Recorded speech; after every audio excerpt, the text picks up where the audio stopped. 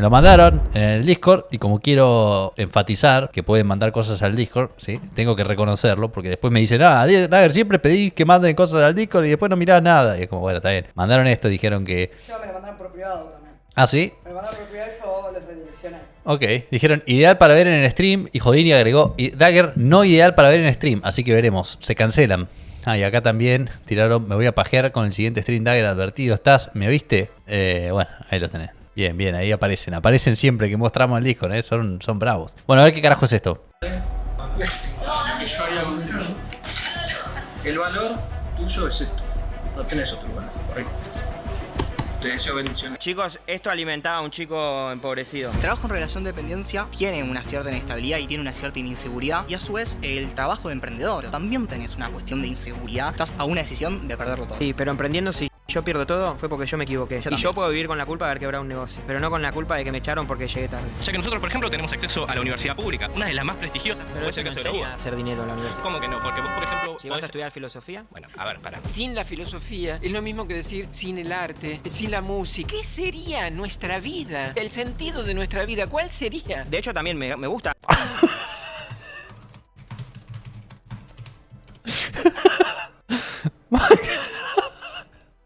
A veces. Bueno, a ver, pará. Sin la filosofía es lo mismo que decir sin el arte, sin la música. ¿Qué sería nuestra vida? El sentido de nuestra vida, ¿cuál sería? De hecho, también me gusta a veces leer, pero es un hobby. Y nadie tiene por qué financiar las cosas que te gustan a vos personalmente y que no aporte nada al resto más que vos entiendas el sentido de la vida. Entonces, ¿cuánto sería un sueldo mínimo que le puedes pagar? No tengo. Yo trato de llegar a un acuerdo con la persona. No me baso en mínimos. Un sueldo mínimo que estás pagando. El más bajo, ¿cuánto estará cobrando? $1000 más o menos. ¿Dónde llena el currículum? ¿Dónde dejamos el currículum? Ese chaval? De repente me caía re bien, ¿no?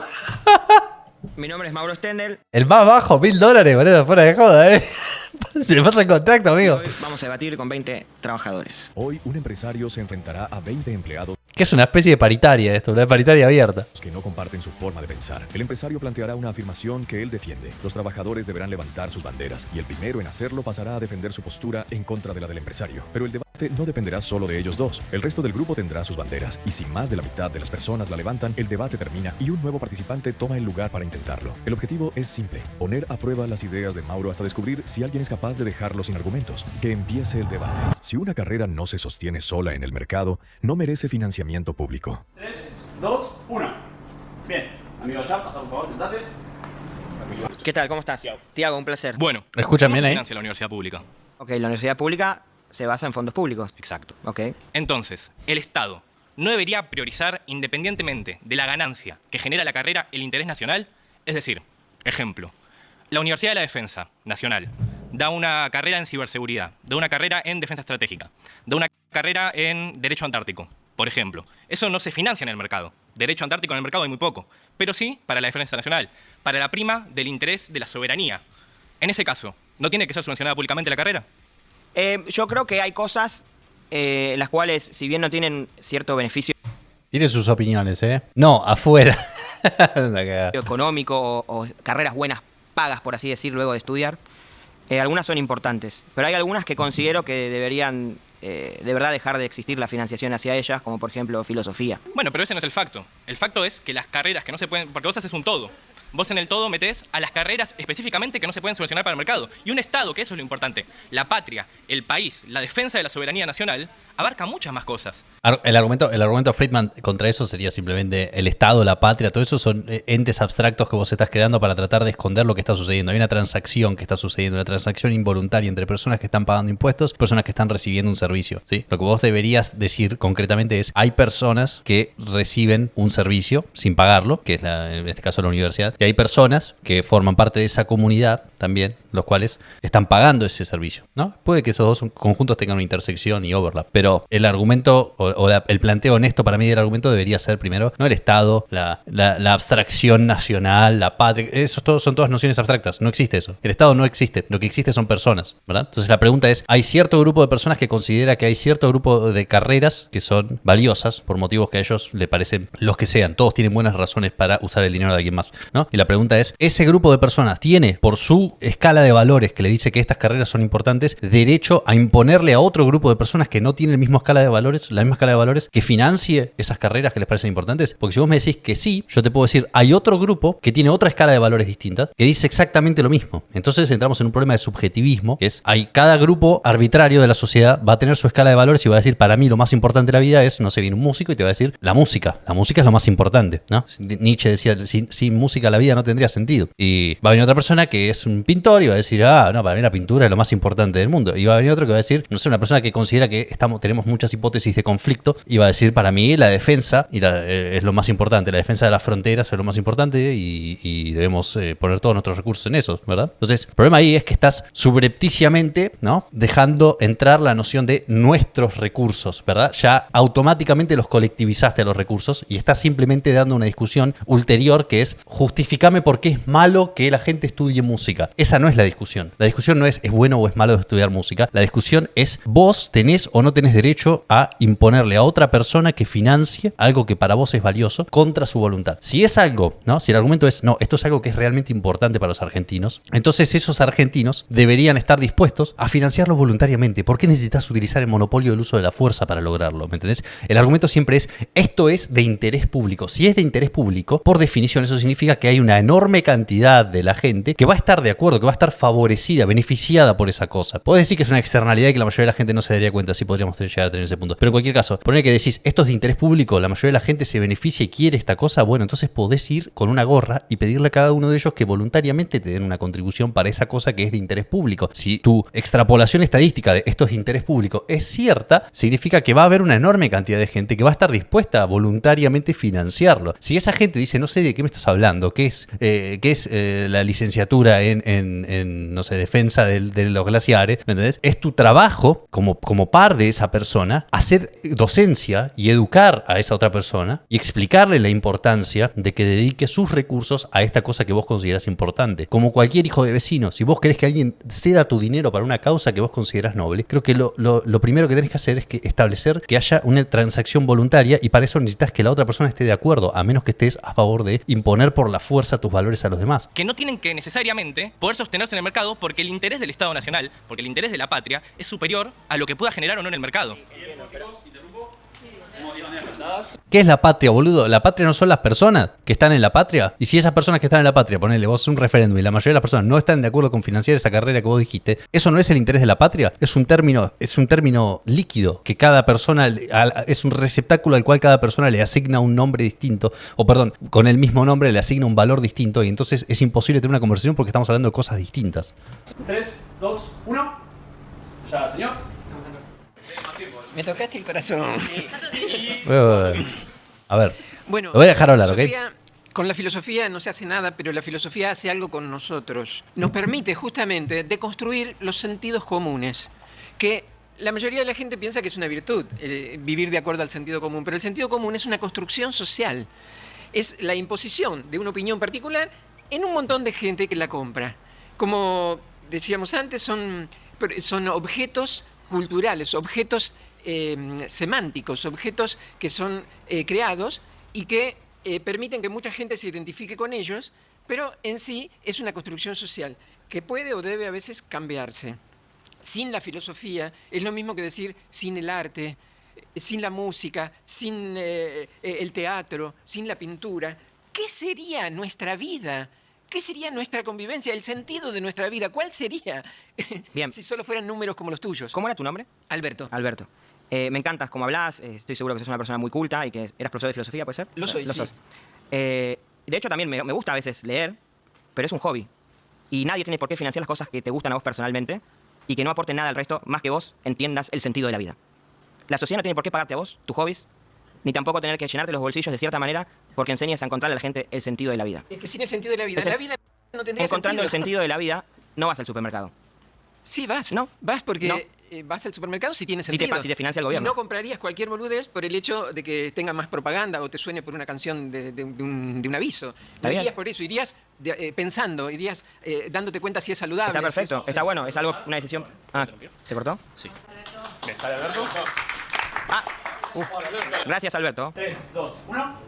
Bien, tenemos acá mismo. Hola, ¿qué tal? ¿Cómo te llamas? Bueno, ese otro es exactamente lo mismo que lo anterior, hasta donde veo, ¿no? Una persona que viene y dice, esta cosa a mí me gusta y me parece que es muy importante. Y vos podés estar de acuerdo, yo estoy de acuerdo, a mí me encantaba en Encuentro el programa Filosofía aquí ahora. La otra vez Juli me decía que quería escuchar algo de filosofía y yo le dije, escuchaste los programas de Feynman de filosofía aquí ahora, son fenomenales, son excelentes. Sin embargo, por el hecho de que a mí me gusten, no significa que yo tengo derecho a ir a pedirle a otra, o a exigirle, o a obligar a otras personas a que financien ese programa, o cualquier otra cosa que me guste, porque además esa vara, muchachos, aplica también para el otro lado. Entonces viene alguien mañana y se hace con el poder y hace que vos financies algo que no te gusta, ¿verdad? Si es tan bueno y tan importante y tan crucial para la gente, vas a encontrar gente dispuesta a financiarlo voluntariamente. No entiendo por qué necesitas usar la fuerza. Si es algo tan noble y tan hermoso, bueno, que se financie de forma voluntaria. Ese sería el broche de oro. Eso es lo hermoso. Eso es lo hermoso de la cultura. Eso es lo hermoso del arte. Que no necesita que venga alguien con un palo y la imponga. Una buena canción suena y todos la sentimos, ¿no? Y me gusta que la sintamos. Aguante sentirla, ¿me entendés? Entonces, agregarle violencia a eso mediante decir vamos a obligar a otras personas a financiarlo porque a mí me parece que es bueno, es un acto de encapricharse y no entender que otras personas tienen otros valores y puede que no les guste lo que a vos te gusta y por ende no van a estar dispuestos a pagar una entrada por eso que a vos te gusta, viejo. Y si querés que la gente te vea y se llene un estadio o querés que la gente esté dispuesta o un productor esté dispuesto a financiarte un programa sobre filosofía, hacé como bien hizo Feynman a la filosofía interesante, ¿sí? Es un acto de haraganería decir tenés que financiar a la filosofía porque la filosofía es buena en sí mismo. No existe tal cosa, hay recursos finitos. Entonces, ¿qué querés que te diga? O sea, la filosofía es algo hermoso, a mí me apasiona la filosofía y Feynman, el programa de Feynman es un excelente ejemplo de una persona que hace la filosofía recontra digerible e interesante, te explica Heidegger, te explica Kant y parece que es re fácil de entender. Después cuando fui a la universidad me encontré con Kant, era como la puta madre, estamos hace un cuatrimestre tratando de pasar del significado de la palabra crítica, porque en realidad la está usando por esta definición en latín y qué sé yo. ¿Por qué dice crítica de la razón pura? Estuvimos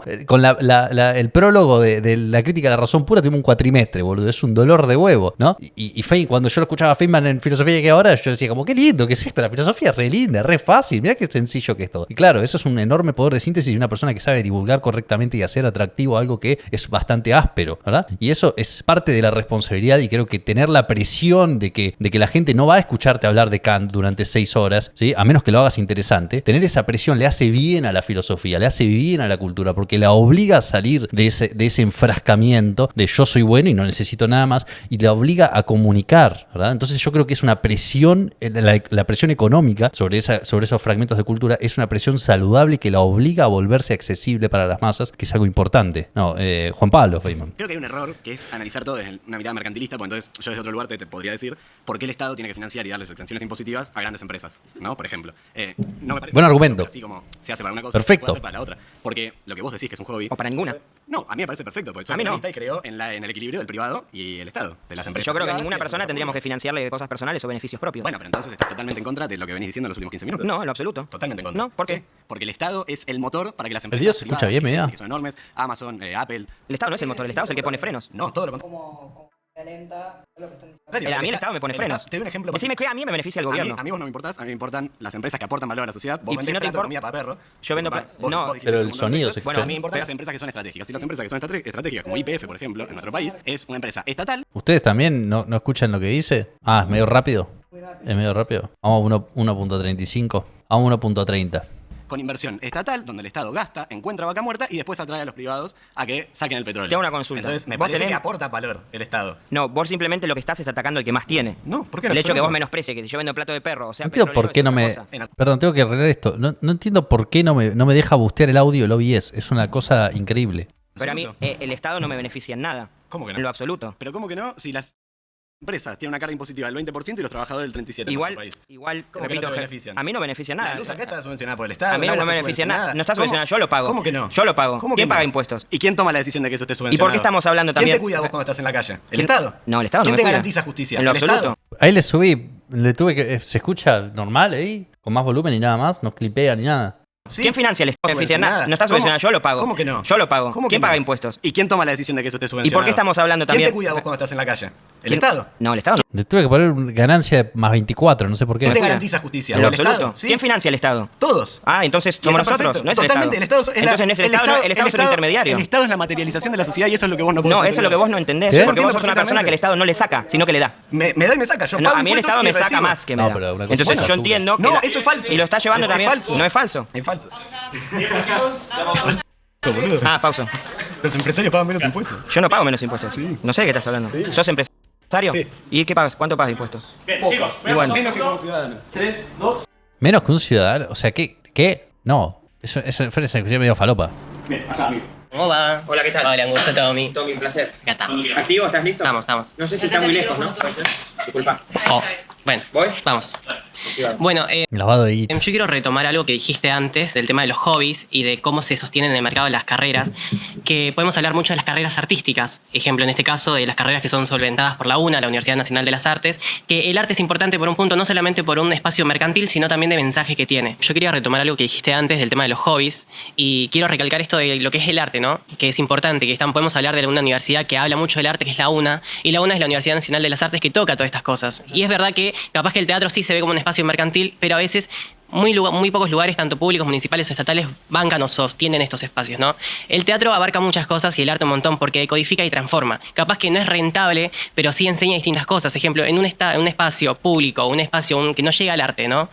Va un elenco y muestra una escena de bullying o muestra una obra de teatro que toca estas cosas, no solamente para concientizar, sino para otras cosas. Y creo que en muchas carreras pasan esto, que capaz que no se entiende, capaz que el mensaje social que tienen. Y es algo como que quisiera recalcar, capaz que no son todas las cosas hobbies, sino que también tienen un mensaje, como decía Alberto, de la filosofía, de la importancia también que hay en la comunidad y en la sociedad, que a veces no está tanto como otras carreras que capaz que sí están más metidas, como medicina, que están más con la gente, pero siguen siendo igual de importantes. Entiendo tu apreciación al arte y lo que lo consideres importante.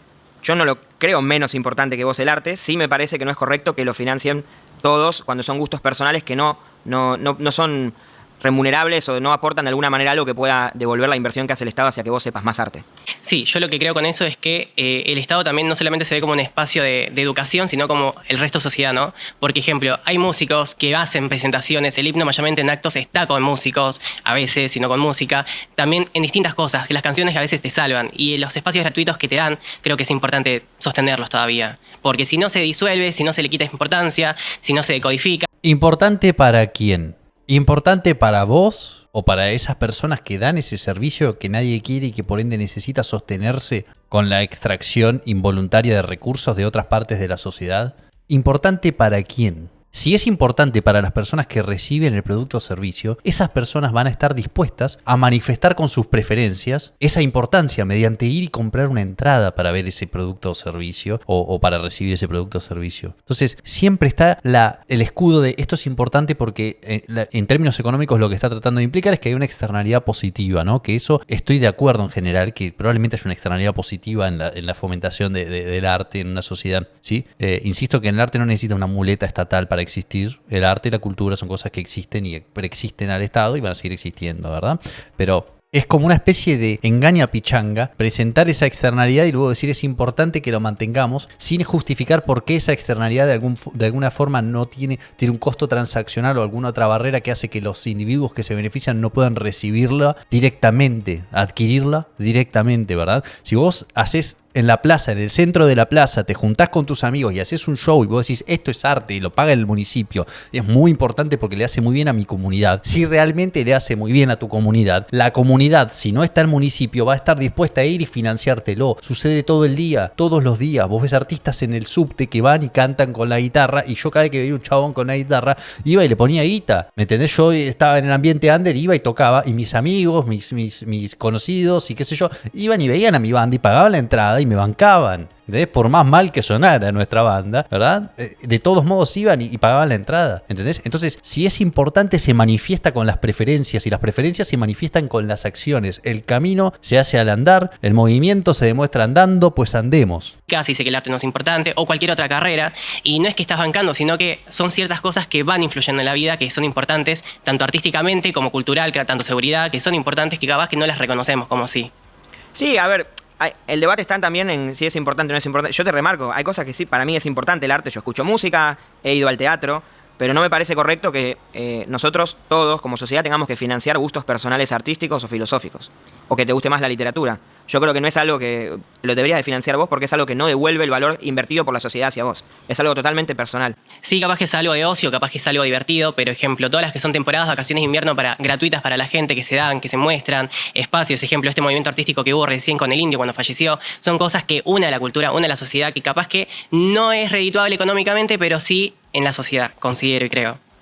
Es un argumento sólido el que está dando, que es el argumento de la externalidad, ¿no? De vuelta a lo que decíamos antes, es una externalidad positiva. ¿Qué es una externalidad positiva? Es cuando hay una transacción, ¿no? O cualquier cosa, pero generalmente se refiere a una transacción. Pero poner un fenómeno, una transacción, una acción que tiene efectos positivos en terceros que no están involucrados directamente en esa transacción, ¿no? Entonces, el solo hecho de que haya personas en la plaza haciendo malabares o tocando la guitarra o recitando poemas o dando espacios para la discusión y cosas así hippies que hacen al arte de nuestras plazas y que son cosas tan lindas. Eso, argumenta este muchacho, tal vez de forma difusa y ambigua enriquece la vida de la gente, pero la gente no se da cuenta. ¿Por qué? Porque el costo de transacción de retribuirlo sería muy alto. Es decir, vos te beneficiás por ir por la calle y mirar en la plaza, ¿sí?, un pequeño show al pasar de un par de personas que están haciendo una obrita de teatro en la plaza, ¿no? Eso te beneficia, te hace, de alguna forma te enriquece tu experiencia de la vida, enriquece tu caminar por la plaza, de alguna forma, ¿sí?, te pone en contacto con la cultura del teatro y lo que sea, ¿no? Eso es lo que estoy tratando de hacer, eso es una representación caritativa del argumento de este muchacho. Eso te enriquece. Esa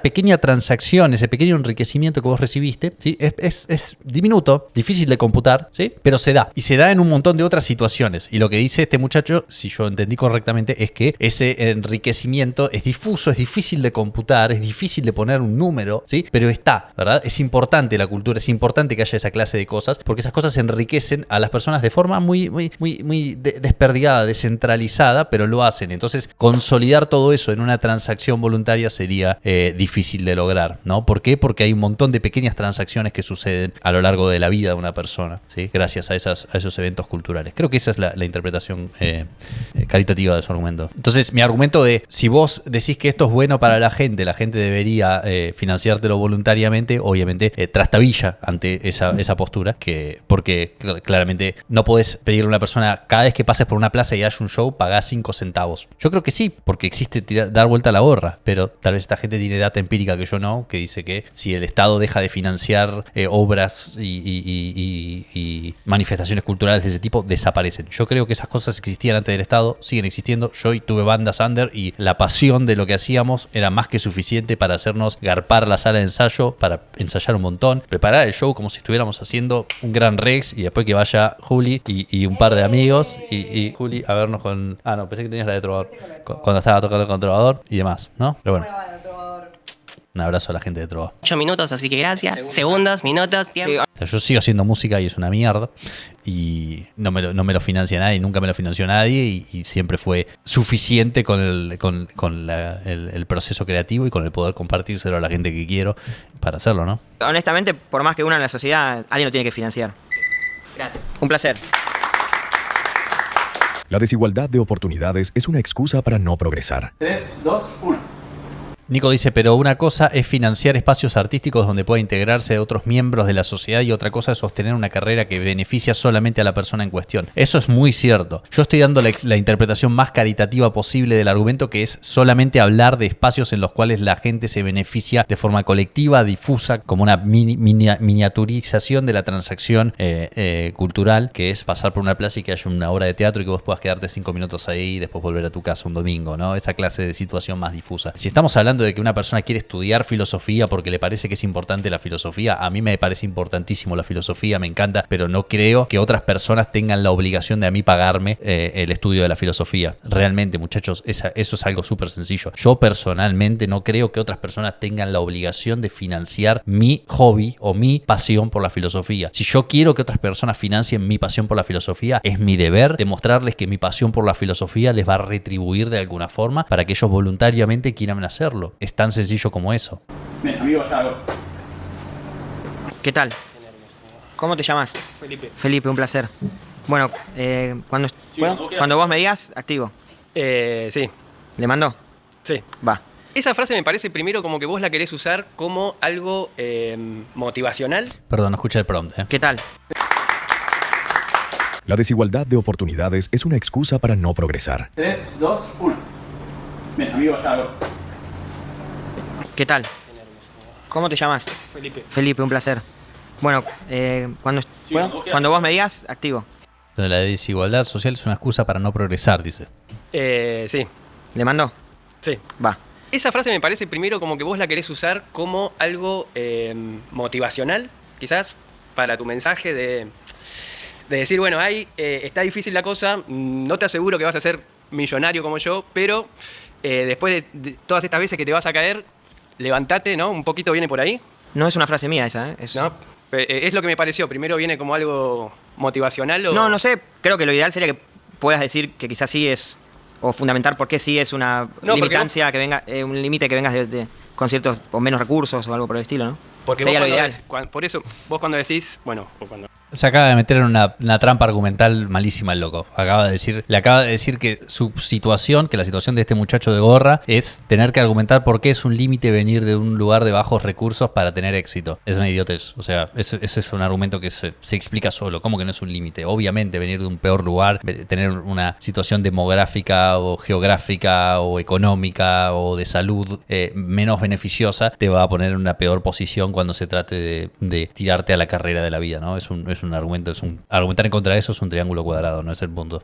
Cuando el facto dice que es una excusa, vos estás negando la desigualdad o la estás usando para dar un mensaje. Yo no niego la desigualdad. Hay gente que nace con más plata que otras.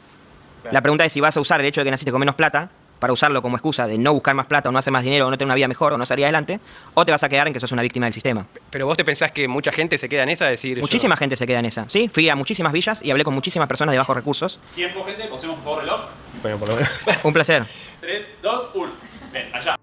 Pésimo tratamiento del argumento de parte del loco este, ¿eh? Primero decir que la posición del otro es de alguna forma refutar o justificar que tener menos recursos cuando naces o que nacer en una posición desfavorable en cualquier métrica que estés considerando es un limitante, es un truismo eso. Por otro lado, utilizar el argumento anecdótico de yo hablé con mucha gente en muchas villas que utilice eso como excusa para no progresar o hacer más plata, también es un argumento anecdótico débil, fácil de refutar. Y después se puso en una posición en la cual ahora va a tener que defender, no sé si los otros lo van a aprovechar, ¿no? Pero me da la impresión de que va a tener que defender la postura indefendible de que lo único que limita a esas personas que nacen en una peor circunstancia es su propia utilización de su circunstancia como una excusa. Es decir, ellos son su propio límite. No es el caso. En la vida muchas veces vas a hacer todo lo que podés y vas a fallar igual. O sea, yo nací en una situación en la cual no tengo alas, boludo. Me voy a saltar, pero yo voy a saltar porque no voy a usar eso como una excusa. Voy a saltar y saltar y saltar y algún día voy a volar. O sea, es ridículo. Hay gente que nace en una situación desfavorable y va a seguir en una situación desfavorable y va a morir en una situación desfavorable. Estadísticamente, la gente que nace en una peor situación va a tener muchas menos chances que los demás de llegar a una mejor situación. Es algo obvio, fundamental. Ojo, el problema ahí, ¿sí? Porque parece que estoy dándole todo al otro bando. El problema ahí es que están dejando entrar o entrever la noción de justicia cósmica, ¿no? El otro dice, estás negando la desigualdad. No. Y él cometió el error de decirle, no niego la desigualdad, hay gente que nace con más plata que otra. Eso también es un error argumental. Lo que tenés que decir ahí es, no, vos y yo somos personas distintas, estamos sentados en lugares distintos, tenemos capacidades cognitivas distintas, ¿verdad? Tenemos una altura distinta, nacimos en épocas distintas, nacimos con padres distintos, conocimos a gente distinta a lo largo de nuestra vida. Hay muchos aspectos que hacen que tengamos una vida distinta, vos y yo. Entonces es fundamentalmente incomputable la cantidad de ventajas y desventajas. Todas las cosas que acabo de mencionar, si hablamos por ejemplo de hacer dinero, todas las cosas que acabo de mencionar van a darte o una ventaja o una desventaja con respecto a hacer dinero, ¿verdad? Todas esas cosas te van a dar ventajas y desventajas. Es imposible, a menos que seas Dios, saber cuál es el cómputo exacto de todas esas ventajas y desventajas para llegar a un número de vos tenés un más 10 de chance y yo tengo un menos 10 de chance. Es imposible, ¿verdad? Entonces vos lo que tenés que hacer es doblar el argumento, ¿sí? Duplicar la apuesta y decir no niego la desigualdad. Lo que digo es que la desigualdad es un aspecto fundamental del hecho de que seamos dos seres humanos distintos. Lo que digo es que la diversidad nace de esa desigualdad, ¿sí? Que es imposible, a menos que todos seamos uno y el mismo arquetipo de ser humano, es imposible que haya igualdad, ¿verdad? Y lo que vos estás tratando de decir es, voy a agarrar un subconjunto de la desigualdad que a mí me resulta conveniente subseccionar, que es el subconjunto económico, por ejemplo,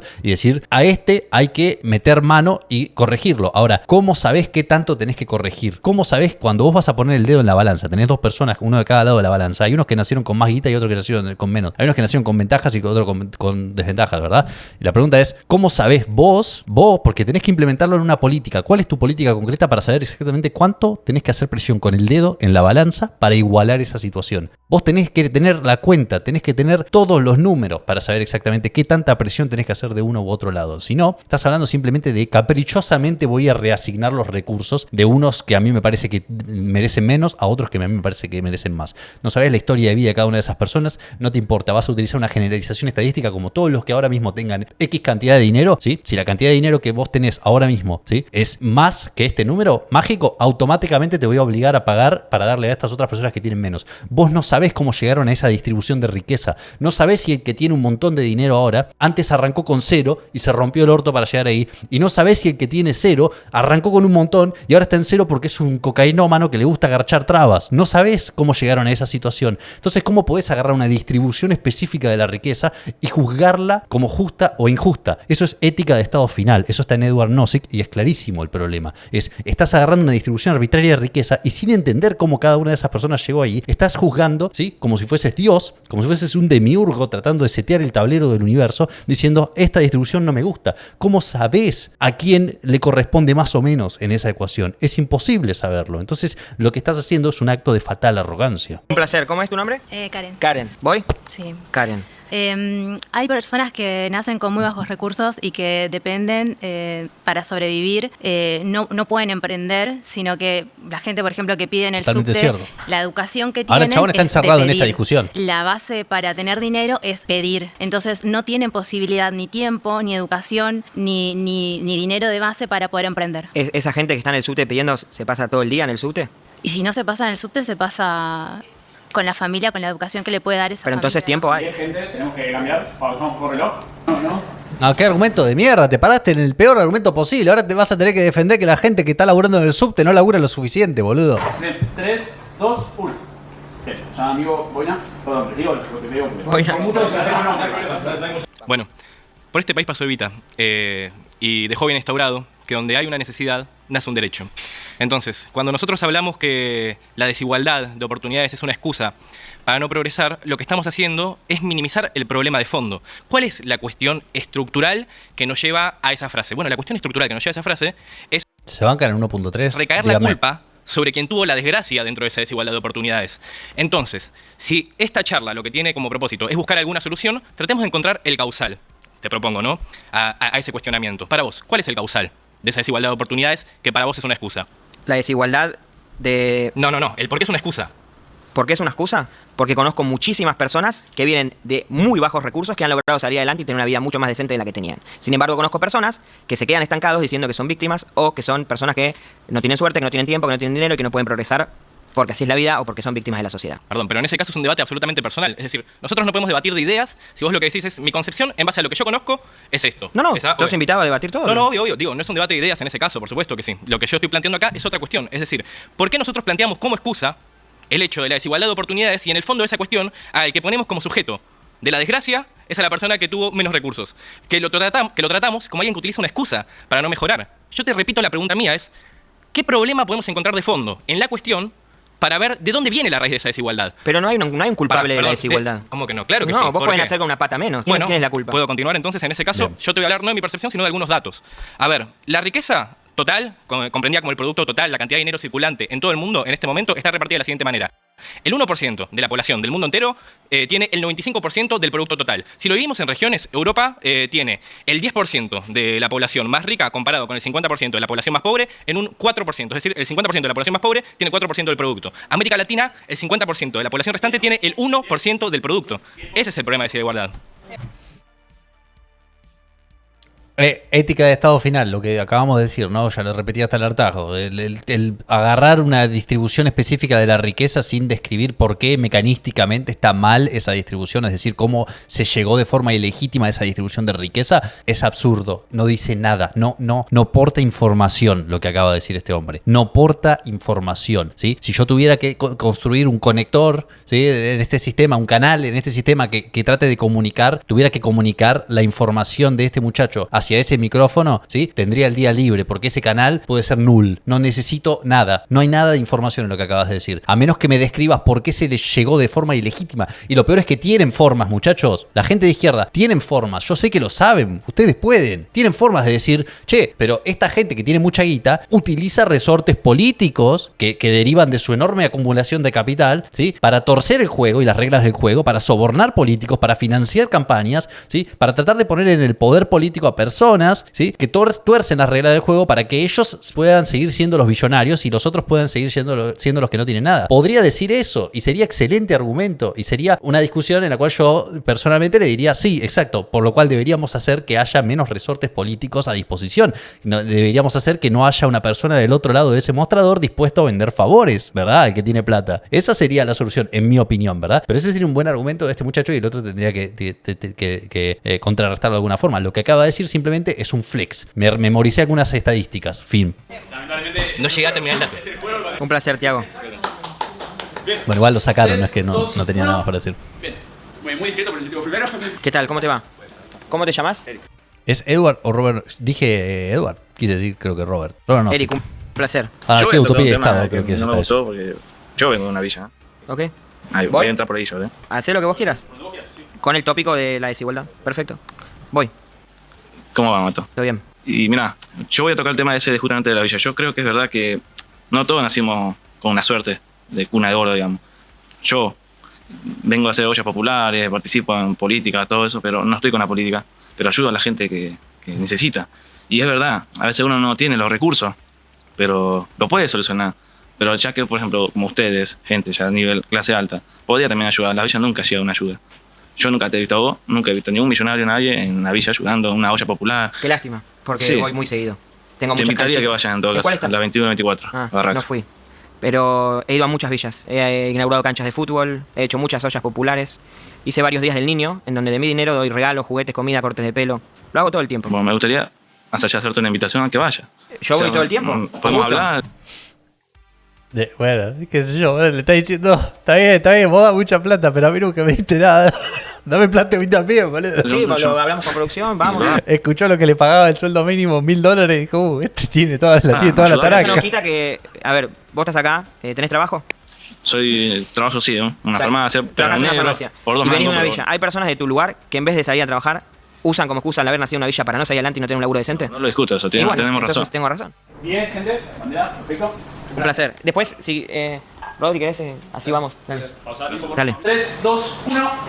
Bien. Ese es el que la vio. Dijo, todo esto van a tratar de hacer enojar al rico. Yo le voy a decir si me puede dar plata. Y el loco quedó como ponchado. Entonces le dijo al asistente, lo que sea, che, boludo, después vamos. Allá, Michael. ¿Cómo estás? La revió. ¿Cómo te llamas? Michael. Michael. ¿En honor a algún artista o? Michael Jackson. Michael Jackson. Sí. Que en paz descanse. Bueno, primero Bueno, me chupo huevo. quería hablar del tema que dijiste de que usan como excusa y que se ponen como víctima del sistema, pero realmente todos somos víctimas del sistema, sobre todo en Argentina. O sea, no es una excusa, es una realidad. Todos somos víctimas del sistema. Vos mismo te quejaste del sistema, de cómo funciona y muchas otras cosas, entonces también sos víctima del sistema. Sí, es verdad. Yo creo que hay desigualdad acá, claramente. Y este es un buen argumento el que acaba de dar el muchacho, que es que existe desigualdad, claramente. Hay gente que tiene ventajas adicionales. Por ejemplo, este chabón se llama Michael. O sea, alto nombre, boludo. Yo me reúno frecuentemente con yankees. Le tengo que entender a yankee. Cada que le tengo que decir un yankee, mi nombre es Mariano. Mariano. Dicen los yankees, están como teniendo una embolia cada vez que tienen que decir Mariano Villa. Están todos así. Imagínate que me llama, hey, I'm Michael. Como automáticamente, ¡Michael! Que cualquiera que quiere, puede. Yo soy creyente de eso, que el que quiere, puede, siempre. Pero una persona que nace con muchas dificultades, que el país no ayuda, que hay delincuencia en su ciudad y Ya terminó, dijiste el que quiere puede, boludo. Ya le diste la derecha al otro. Ya está, ganó. ¿Qué está diciendo? El que quiere puede siempre, pero... lo que sea, por más que quiera, tiene que hacer un esfuerzo sobrehumano para poder salir adelante. Y eso es imposible porque son humanos. No sé si es imposible, porque hay personas que demuestran que han salido adelante. Entonces, si una teoría tiene muchas excepciones, la teoría es inválida. No es inválida. Sí, porque yo no puedo decir, toda la gente que viste negro es mala persona. Y yo te conozco de Michael y sos un tipazo, puede ser una excepción, pero si conozco muchos tipazos... Perdón, que dijo está muy rápido. Entonces, si una teoría tiene muchas excepciones, la teoría es inválida. Escuché algo raro. No es inválida. Sí, porque yo no puedo decir, toda la gente que viste negro es mala persona. Y yo te conozco de Michael y sos un tipazo, puede ser una excepción, pero si conozco muchos tipazos vestidos de negro, eso no es una ley, no es una regla. Entonces yo conozco miles de personas que han salido adelante, a pesar de haber nacido en condiciones malas, por así llamar. Entonces, sí, obviamente, de que es posible, recae. posible, se lo estoy diciendo que es posible. Pero llevando tu ejemplo, por lo menos lo que sí de la ropa. Yo digo, bueno, pero hay mucha gente que sale a comprar y no le roban el celular. Entonces, no hay ningún problema. Si yo conozco mucha gente que sale y no le roban. Ya, pero fíjate la persona a la que le están robando. Vos estás poniendo como problema a la persona a la que le roban, no como problema, sino como diciendo que no tiene sentido que se queje. Como, y bueno, si no querés que te roben, no uses esa cadena, esas cosas tienen así. todo el derecho de quejarse de haber nacido en condiciones mucho peores que otras. Tienen todo el derecho de quejarse del sistema. Pero una cosa es quejarse y otra cosa es estancarse y usar eso como excusa y es que no es una seguir excusa, quejándose es una en vez de hacer la algo. persona que se queja y que usa eso como excusa, así como vos lo decís, se está esforzando por salir adelante. La diferencia está en que sale adelante, lo usa como motivo. El hecho de que vos no tengas dinero puede ser una excusa o puede ser un motivo para motivarte a hacer más dinero o a generar más dinero o salir adelante o tener una vida mejor. Y con ese motivo no es suficiente. Hay gente que no es suficiente tener ese motivo para salir adelante. No, no es suficiente, hay que tomar acción. Pero vos diciendo que es una excusa, le pones todo el problema a la persona que no puede. Un placer, Michael. Queda 1 minuto 28 segundos. 3, 2. No, es un antiargumento lo que está diciendo el chabón, ¿eh? En esta no lo banco para nada. O sea, yo creí que lo había hecho por error y que en realidad estaba tratando de hacer argumento fuerte por la desigualdad, que es el argumento de Sowell, de la justicia cósmica, pero el argumento que está haciendo es el malo, el de decir, pero Maradona, pero hay personas que nacieron. Es un pésimo argumento que a lo único que te lleva es a una seguidilla de voy a citar algún ejemplo que favorece mi teoría. Ah, bueno, pues yo voy a citar a otro. Ah, yo conozco a 1.000 millones de personas. Pues yo conozco a 1.000 millones de personas. Y es como, no van a llegar a absolutamente ningún lado. No va a ningún lado porque es un pésimo argumento. Decir que es una excusa, la situación desventajosa es una excusa porque se puede salir y que tu justificación de esa premisa sea porque yo conozco gente que se esforzó y salió, es malísimo. 1. Bien, acá. Sí. Cuando quieras. Me gusta tu escarapela. A mí también. ¿Apretó? Proceda. Voy, proceda. Mira, creo que antes se hablaba de la ética y de la moral, y yo creo que, insisto con lo mismo, se mide a las personas, o vos por lo menos, por lo que tienen o por lo que produjeron, no por lo que son. Recién estaban discutiendo acerca... Sí, facto, ¿eh? ¿Me repiten el facto? La gente vale por lo que produce, no por lo que es, ¿no? Porfa. ¿Qué es lo que es una persona? Es ambiguo, eso es como política identitaria, es peligroso, boludo. Así mataron así mataron a mucha gente, así suceden los genocidios cuando te pones a identificar a la persona por lo que son. O sea, yo prefiero que sea por lo que producen, es decir, por lo que hacen. Producción es cualquier resultado de la acción humana, ¿verdad? Entonces, sí, para mí el valor de una persona deriva de lo que produce, es decir, de cómo interactúa con el mundo a su alrededor, específicamente y más intensamente cómo interactúa con otros seres humanos, ¿verdad? Porque si no es un problema, estamos hablando de lo que es una persona, ¿verdad? Es difícil hacer esa clase de planteo identitario porque podés entrar en un agujero de gusano. El hecho de tener peores condiciones o venir de menos es una excusa para no Bueno, salir. y entonces ahí vos es simplemente remitirte a los datos. En Argentina hay 5 millones de jóvenes que están dentro de la PEA. De esos 5 millones, 750.000 tienen trabajo en blanco. ¿Sabés cuántos vienen de barrios populares? Con mismo CV, misma formación académica, el 6%, porque el mercado no los toma. Entonces, si vos venís con esta premisa y a vos te parece verdadera, porque creo que es acá lo que estamos discutiendo, a mí se me hace que hay un interés comercial tuyo de comunicar eso y no de creerlo realmente, porque si nos remitimos a los datos. ¿Pero por es qué mentira. comercial? ¿Por qué no puede ser un mensaje Porque sincero que quiera Porque dar? vos le vendés a la gente que puede hacerse millonaria. Pero yo no vendo a la gente que se puede hacer millonaria. No es nueva. ¿Alguna vez? De ¿Pero alguna vez estuviste en un curso, un libro mío? No, y no pienso estar. Pero yo no hablo de hacerte millonario, yo hablo de salir adelante. Bueno, y no, estás vendiendo una mentira. Y sos ¿Por qué una mentira? ¿No se puede salir adelante acaso? Se puede salir adelante. Entonces, ¿por qué vendo una mentira? No emprendiendo. ¿Por qué soy mentiroso? Emprendiendo no sé que vos puedas tener una vida. ¿Cómo se puede, boludo? Que salí de caño, amigo. No, porque vos sos empresario y vos sabés que para emprender hay que tener un capital inicial. ¿Cuál es el capital inicial yo empecé de con la muy poca gente que vive en la plata. villa? Vos no empezaste con muy poco. ¿Por qué vas a discutir? No, es una estupidez. Lo que le dijo el otro es el perfecto palito que él mismo se estableció, ¿no? El muchacho este que lo llama Mauro, ¿verdad? El que está del lado cerdo capitalista. Se seteó ese palito y me sorprende que hayan esperado tanto para hacérselo pisar. Cuando vos decís cualquier persona puede salir, porque yo conozco algunas personas que salieron, yo simplemente tengo que venir y darte data dura que demuestra lo contrario, que es estadísticamente las personas que vienen de un peor pasar económico, estadísticamente personas que son, incluso puedes hacerlo con razas también para demostrar discriminación sistémica. En Estados Unidos es muy famoso un estudio sobre que hay personas con nombres, ¿sí? Que tradicionalmente estereotipadamente se le asignan a personas de color, ¿verdad? Como, no sé, Yamikwa y Yamal o cosas así, o Lamal, no sé, hay un par de nombres así, que el mismo contexto laboral, ¿verdad? En la misma entrevista laboral, no una entrevista, perdón, en el mismo proceso de búsqueda, los entrevistadores eran más propensos a rechazar sus CVs que aquellos de personas que tenían nombres estereotipadamente blancos, por así decirlo, ¿no? Entonces venía el mismo CV de una persona que llamaba Yamikwa y y del otro lado una persona que se llamaba Jen o Jane Doe, ¿verdad? Y tendían a aceptar el CV de la persona que tenía un nombre que es más estereotipadamente blanco, ¿verdad? Eso hasta donde yo recuerdo es un estudio bastante renombrado, tiene como 40, 30 años, pero es el contraargumento perfecto, el que le acaba de dar el chabón. No sé cuál es su fuente para esos datos del 6% vienen de villas entre los trabajadores en blanco, qué sé yo, pero es un contraargumento perfecto. Lamentablemente Mauro en este caso se puso en esa situación el mismo, ¿no? El salario mínimo lo deberían fijar el empleado y el empleador, no una ley. Hola, ¿qué tal? ¿Cómo te...? El salario mínimo lo deberían fijar el empleado y el empleador, no una ley. Banco, sobre todo si están involucrados sindicatos, que lo que van a hacer es generar grupos protegidos de trabajadores que probablemente se beneficien en desmedro de otros trabajadores que están en peor situación, ¿no? Tengo muchos videos hablando de esto, así que no los voy a aburrir con el argumento entero, pero es algo bastante... Los precios mínimos en general son una mala medida, excepto en situaciones... En el mercado laboral, de hecho, hay una discusión mucho más interesante, que es sobre el hecho de que la gran asimetría entre el trabajador y el empleador y el trabajador hace que los empleados tiendan a aceptar trabajos por menos de lo que podrían si en el equilibrio de mercado, porque para ellos el costo de no tomar un trabajo es mucho más alto que el del empleador de rechazarlos si piden un salario que no les gusta y demás. Como que hay una especie de asimetría de poder que hace que el resultado de mercado tienda a no ser del todo óptimo, pero en general, en términos generales, sin esas salvedades, los precios mínimos, entre ellos los salarios mínimos, que no son otra cosa que un precio mínimo, son bastante malos. ¿Te llamas? Bien, Malena. Malena, un placer. Cuando estás lista, aprieto. Ok, estoy. Vamos. Te pregunto, para introducir, no es que estoy llevando a otra cuestión. ¿Vos estudiaste algo en la facultad? Yo no estudié en la facultad, no. Ok. ¿Sabés más o menos algo de derecho, de contratos?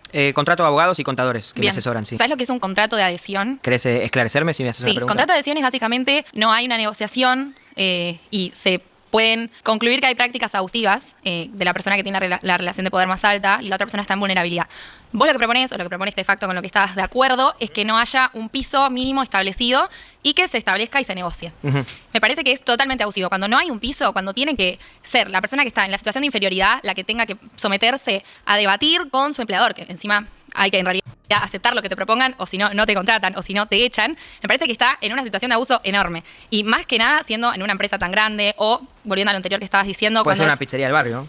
Bueno, peor, porque en esos casos casi nunca estás en blanco. ¿Pero alguien Casi te nunca pone una estás pistola en la registrado. cabeza para ir a trabajar? No, pero no estamos hablando de la necesidad No vaya donde no valoran antes. tu trabajo. Ah, bueno, entonces una persona que está en la villa va a ir directamente a una corpo a ver si lo aceptan al toque. No. Y no lo que tenga más a mano. No, y que le den el sueldo que quieran, que sea un cadete, que sea un chepibe, No. porque total la ley no lo Y que lo regularía. sea. Y que lo sea, ¿cuál es el problema?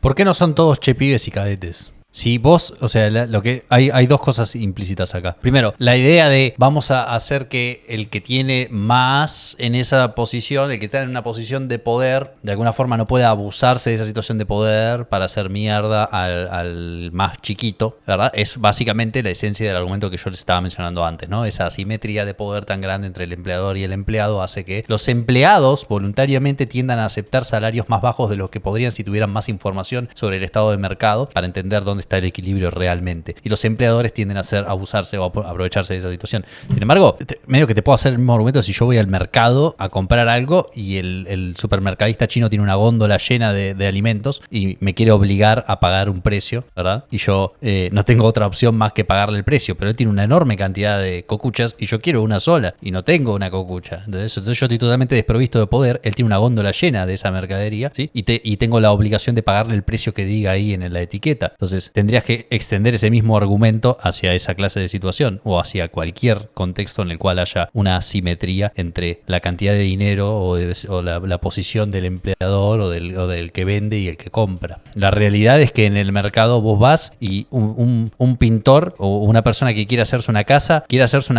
y le sale lo que le sale, ¿verdad? El precio sale lo que es. Vos vas al supermercado y el chino no te pregunta cuánto tenés en tu cuenta bancaria para ver cuánto pone en la etiqueta, ¿verdad? Vos pagás lo que tenés que pagar, que es lo que están dispuestos a pagar otras personas que tienen la misma necesidad que vos, la misma preferencia que vos. Pero podés elegir no comprarlo. Sí, bueno, ahí está es un buen punto el que tirás, Matías, porque la asimetría de poder no viene tanto de que la otra persona sea más grande o más chica que vos. La asimetría de poder viene más bien del hecho de que vos no tenés otras opciones, ¿no? Hace rato estábamos hablando de capitalismo y libertad y creo que en capitalismo y libertad Friedman tiene dos apartados, que uno de ellos es quién protege al trabajador del empleado, quién protege al trabajador del empleador. Los otros otros empleadores. ¿Quién protege al empleado del trabajador? Los otros trabajadores, ¿verdad? Es esa clase de situación. Entonces sí hay un argumento, supongo, ahí relativamente sólido, ¿no? Me perdí con lo otro que quería denotar, así que vamos a seguir. ¿Cómo que lo sea? ¿Cuál es el problema? Entonces, ¿qué progreso estás hablando? Cuando dices que cualquier persona puede progresar, si no puede tener el salario mínimo, que el Estado lo proteja con ese salario mínimo. La idea de un debate es que yo pueda hablar. Vos también me interrumpiste primero. Ok, ¿querés terminar? No, dale, habla. Ok. Pará, en el caso del laburo vos podés elegir no tomarlo. Lo cierto es eso. Vos en la vida siempre vas a estar sometido a una restricción presupuestaria, ¿ok? No me traten de... Les acabo de ceder esa parte del argumento de que la analogía que di no era perfecta, pero tampoco, digamos, boludeces. El argumento no es no podés no aceptarlo, porque no sabés si no puede una persona aceptarlo o no. Esa idea de que el trabajo es especial porque si no agarro un trabajo no tengo para comer, ¿sí? La comida también es especial en ese sentido porque si no como comida no tengo para comer, ¿verdad? O sea, cualquier cosa, cualquier consumible que sea como que haga tus necesidades esenciales también podría entrar en ese argumento, ¿verdad? Entonces, ese no es el argumento correcto. El principal problema con eso es que estás de alguna forma tratando de ignorar el hecho de que hay una restricción presupuestaria en cualquier decisión que vos tomes. Entonces, cuando vos vas a buscar un trabajo, lo estás haciendo, el agente que va a buscar un trabajo está haciéndolo porque está en un estado A actualmente desempleado y considera que puede pasar al estado B, el cual él considera que es preferible. Y hay en su mente una escala de valores, ¿sí? Una brumosa concepción de cuál es su potencial costo de oportunidad cuando se trata de tomar el trabajo, ¿verdad? Y el salario que le ofrezca el empleador va a decirle si el costo de oportunidad es más alto que el salario o no, y eso va a determinar si esa persona toma o no esa decisión. Esa ecuación que acabamos de delimitar es exactamente la misma que aparece en cualquier clase de decisión que vos tomes en tu vida. Cuando vos cruzás la calle para ir al otro lado, estás definitivamente haciendo una especie de cómputo de voy a asumir el riesgo de que me pise un auto. Es poco el riesgo, pero estás asumiendo ese riesgo, no nulo, ¿verdad? Es un riesgo hacia tu vida que vos estás consumiendo, estás tomando en esa transacción porque considero que el riesgo ese es suficientemente pequeño para que se justifique con tal de llegar a la otra vereda que es donde está el traba al cual le voy a chupar la pija, ¿verdad? Entonces cuando vos haces esa caminata hacia la otra vereda, estás implícitamente diciendo estoy dispuesto a hacer esta transacción de esta cantidad de riesgo por este beneficio que voy a recibir. Cuando vos vas al chino, le pagás, estás dispuesto a transmitirle una cantidad de tus horas de trabajo en materia objetivada, que es en la materia monetaria, ¿verdad? En dinero, estás dispuesto a darle ese tiempo que vos utilizaste para crear ese dinero, para obtener ese dinero, a cambio de algunos bienes que vas a llevarte a tu casa para consumir. ¿Por qué? Porque considerás que es peor la alternativa, que es decir, no compro nada y paso hambre esta noche. Cuando vos vas a buscar un trabajo, vas con una idea sobre tus posibilidades actuales y dependiendo de qué tan apurado estás, vas o no a tomar el trabajo. El trabajo no es especial en ese sentido, ¿verdad? No tiene nada de característico único. Es una transacción en la cual vos tenés un estado y estás proponiéndote pasar a otro estado y estás haciendo un cómputo sobre si me beneficia o no pasar a ese estado. Y la principal variable que va a determinar ese if-else va a ser el salario que te pongan o los beneficios que te pongan, ¿sí? Contra las demás opciones que vos tenés en tu vida. Esa persona que empieza de abajo como che, pibe y cadete porque no tiene una formación, ¿no puede a través de esfuerzo y sacrificio seguir creciendo en una compañía y que lo valoren más? Sí, obvio, pero... No, bueno, va de vuelta a lo mismo. ¿Por qué tendría que no haber un salario mínimo que lo respalde? ¿Por qué tendría que entrar y que le diga, mira, te voy a pagar 200.000 pesos por mes mientras estás 8 horas, o bueno, ahora que las jornadas son de más, 12 horas, y bueno, tómalo, deja? ¿Por qué no trabajamos todos 12 horas? ¿Por qué automáticamente? Yo no estoy bajo ninguna clase de sindicato, gracias a Dios, y sin embargo, no hay ninguna restricción para lo que me pagan, y sin embargo, gano decentemente, puedo negociar mi salario sin problema, ¿verdad? ¿Sí? No pasé a trabajar 12 horas automáticamente cuando se modificó la legislación laboral. Entonces, esa idea de que si no está el Estado para poner ese piso, es una crasa ignorancia sobre cómo funciona el mercado y qué es el mercado. Para esta gente, el mercado es ese bicho malo que los liberales consideran que hace cosas mágicas. Para ellos no pasan de la mano invisible de Adam Smith. Entonces es difícil tener una conversación porque claramente no en las cosas que dice se denota que no tienen un conocimiento fundamental, ¿sí? Básico como el que yo tengo, que es muy elemental. Yo no entiendo una mierda, pero lo poco que entiendo me da suficientes herramientas para decir lo que estás diciendo denota que no sabes qué carajo es el mercado, porque estás diciendo que si la ley dice ahora podés trabajar 12 horas, automáticamente pasás a trabajar 12 horas. Déjalo, y el pibe la verdad no tiene otra opción. Lo va a tomar. ¿Qué va a pasar si nadie acepta trabajar por poco dinero? Pero ese no es el punto. La gente necesita trabajar. Y la gente necesita trabajar con un salario que sea el mínimo, y el mínimo salario tiene que cubrir todo. ¿Por qué el salario mínimo no es $1.000.000? El alquiler, cubrir los gastos para llegar a fin de mes, para la comida, para la educación. ¿Y del que da el trabajo, quién se preocupa? ¿Qué? Del que da el trabajo, ¿quién se preocupa? Pero estamos hablando del salario que tiene que dar el empleador. Claro, si yo me abro una pizzería en el barrio y me dice el Estado que yo gusta tengo... la pizza, se ve. Me encanta. ¿A mira. vos no? Más o menos, prefiero otras cosas. Bueno, está bien. Si querés otro día comemos una pizza. No, gracias. Bien. Si yo me abro una pizzería en el barrio, ¿está bien? Y el Estado me impone que sí o sí tengo que pagar X. salario, ¿está bien? Sí. Y no me da, no llego a pagar. Chabón se tiró el lance. Pero eso no tiene que ver nada con la ley de que te regule para poder tener un salario mínimo para llegar a Sí, niveles muchísimo para que ver, sobrevivir. porque yo no puedo contratar Eso es gente. otro debate. Yo no puedo contratar gente a menos que les pague X monto. Y si el bolsillo no me da, no voy a poder contratarlos. En Y cambio, entonces si una no tengan la persona. empresa y fundite, pero no Y bueno, lo demás. Entonces pierden los empleados o el empleador. Vamos a obligar a este chabón a pagar más de lo que su restricción de presupuesto, lo de que sus costos. Hay que hacer costos, carajo, mierda. Moreno, Guillote, por favor. Vení, Guillote, explica. Cortá, fundite. Ah, exacto. Si vos ponés un piso, ¿sí? Si vos ponés un precio mínimo que está por encima del equilibrio de mercado, lo que va a pasar es que va a haber un peso muerto ahí, va a haber un montón de gente que se va a quedar afuera de ese mercado y hay un montón de gente que simplemente se va a quedar sin laburo. Y el empleador, que era el que ya tenía el capital para ponerse esa pizzería, presumiblemente está mejor parado en esa situación que los empleados. Entonces a los que cagaste es a los empleados, no al empleador, porque el empleador, vos le decís, no, ¿sabes qué? Si querés abrir un negocio acá, tenés que pagarles $1 millón a cada uno de los empleados. Y el chabón dice, yo tengo $1 millón solamente para poner la empresa. Y te dice, bueno, está bien, si querés contratar a un empleado le vas a tener que pagar $1 millón. Bueno, ¿sabes qué hago? No contrato a nadie, no pongo ninguna empresa y me voy a tomar merca de culo de un traba a mi yate. Y el que se caga es el empleado, no el empleador. Entonces, si todos nos fundimos, no hay empleo para nadie. No, en realidad debería haber un salario mínimo. Está volando bajo, Stender, volando bajo, Pero, buitre. ¿en base a qué? ¿En base a qué decís este es el salario mínimo? Ya te lo acabo de decir. ¿En base a qué? ¿No me escuchás? ¿Cómo lo cotizás? Con el alquiler ¿El alquiler de más qué? el capital federal. Pero que es mucho anda a más, vivir a otro con las lado, entonces. expensas. Bueno, sí, todo el viático que tenés. Me parece que lo estás contemplando y lo mismo en la pregunta anterior. ¿Por qué con el alquiler de capital federal? Si una persona vive en Impenetrable, en Chaco, si una persona vive en Mendoza, si una persona vive en Jujuy, si una persona vive en otros lugares, también su salario tiene que ser determinado por el alquiler de una persona de capital. ¿Qué palermitacentrismo que tiene esta gente en la cabeza? La pregunta es por qué yo tengo que hacerme cargo. Bueno, te tenés que hacer cargo Sí, de nada. El sí, Estado yo se tengo- tiene que hacer cargo de poner un... ¿Y por qué no es más? Si podés mágicamente aumentar ese monto a un número arbitrario, ¿por qué no es más? ¿Por qué no es $1 millón? salario mínimo. Claro, Nadie pero, lo tiene que ¿pero quién lo negociar. paga el salario? ¿El empleador? Entonces yo me hago cargo de las decisiones No. de que haya un empleo mínimo. Sé presidente y te haces cargo. No, yo me hago cargo, yo lo estoy pagando. Un gusto. La pizza es buenísima. 3, 2, 1. La pizza es buenísima. Un poco mal le dice, la pizza es buenísima. Pero la pizza es buenísima, perdón que soy gangoso. El salario mínimo obviamente se va a medir con las necesidades básicas. O sea, un salario mínimo tiene que cubrir por lo menos 12 lattes de Starbucks, ¿ok? Si no cubre 12 latte macchiatos, no es un buen salario. No debe existir un salario mínimo promovido por el Estado. El salario debe ser acordado entre empleado y empleador. Veo que alguien ChatGPTió. No, me pasaron.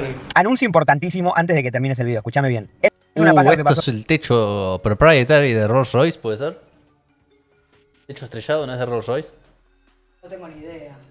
Soy muy pobre.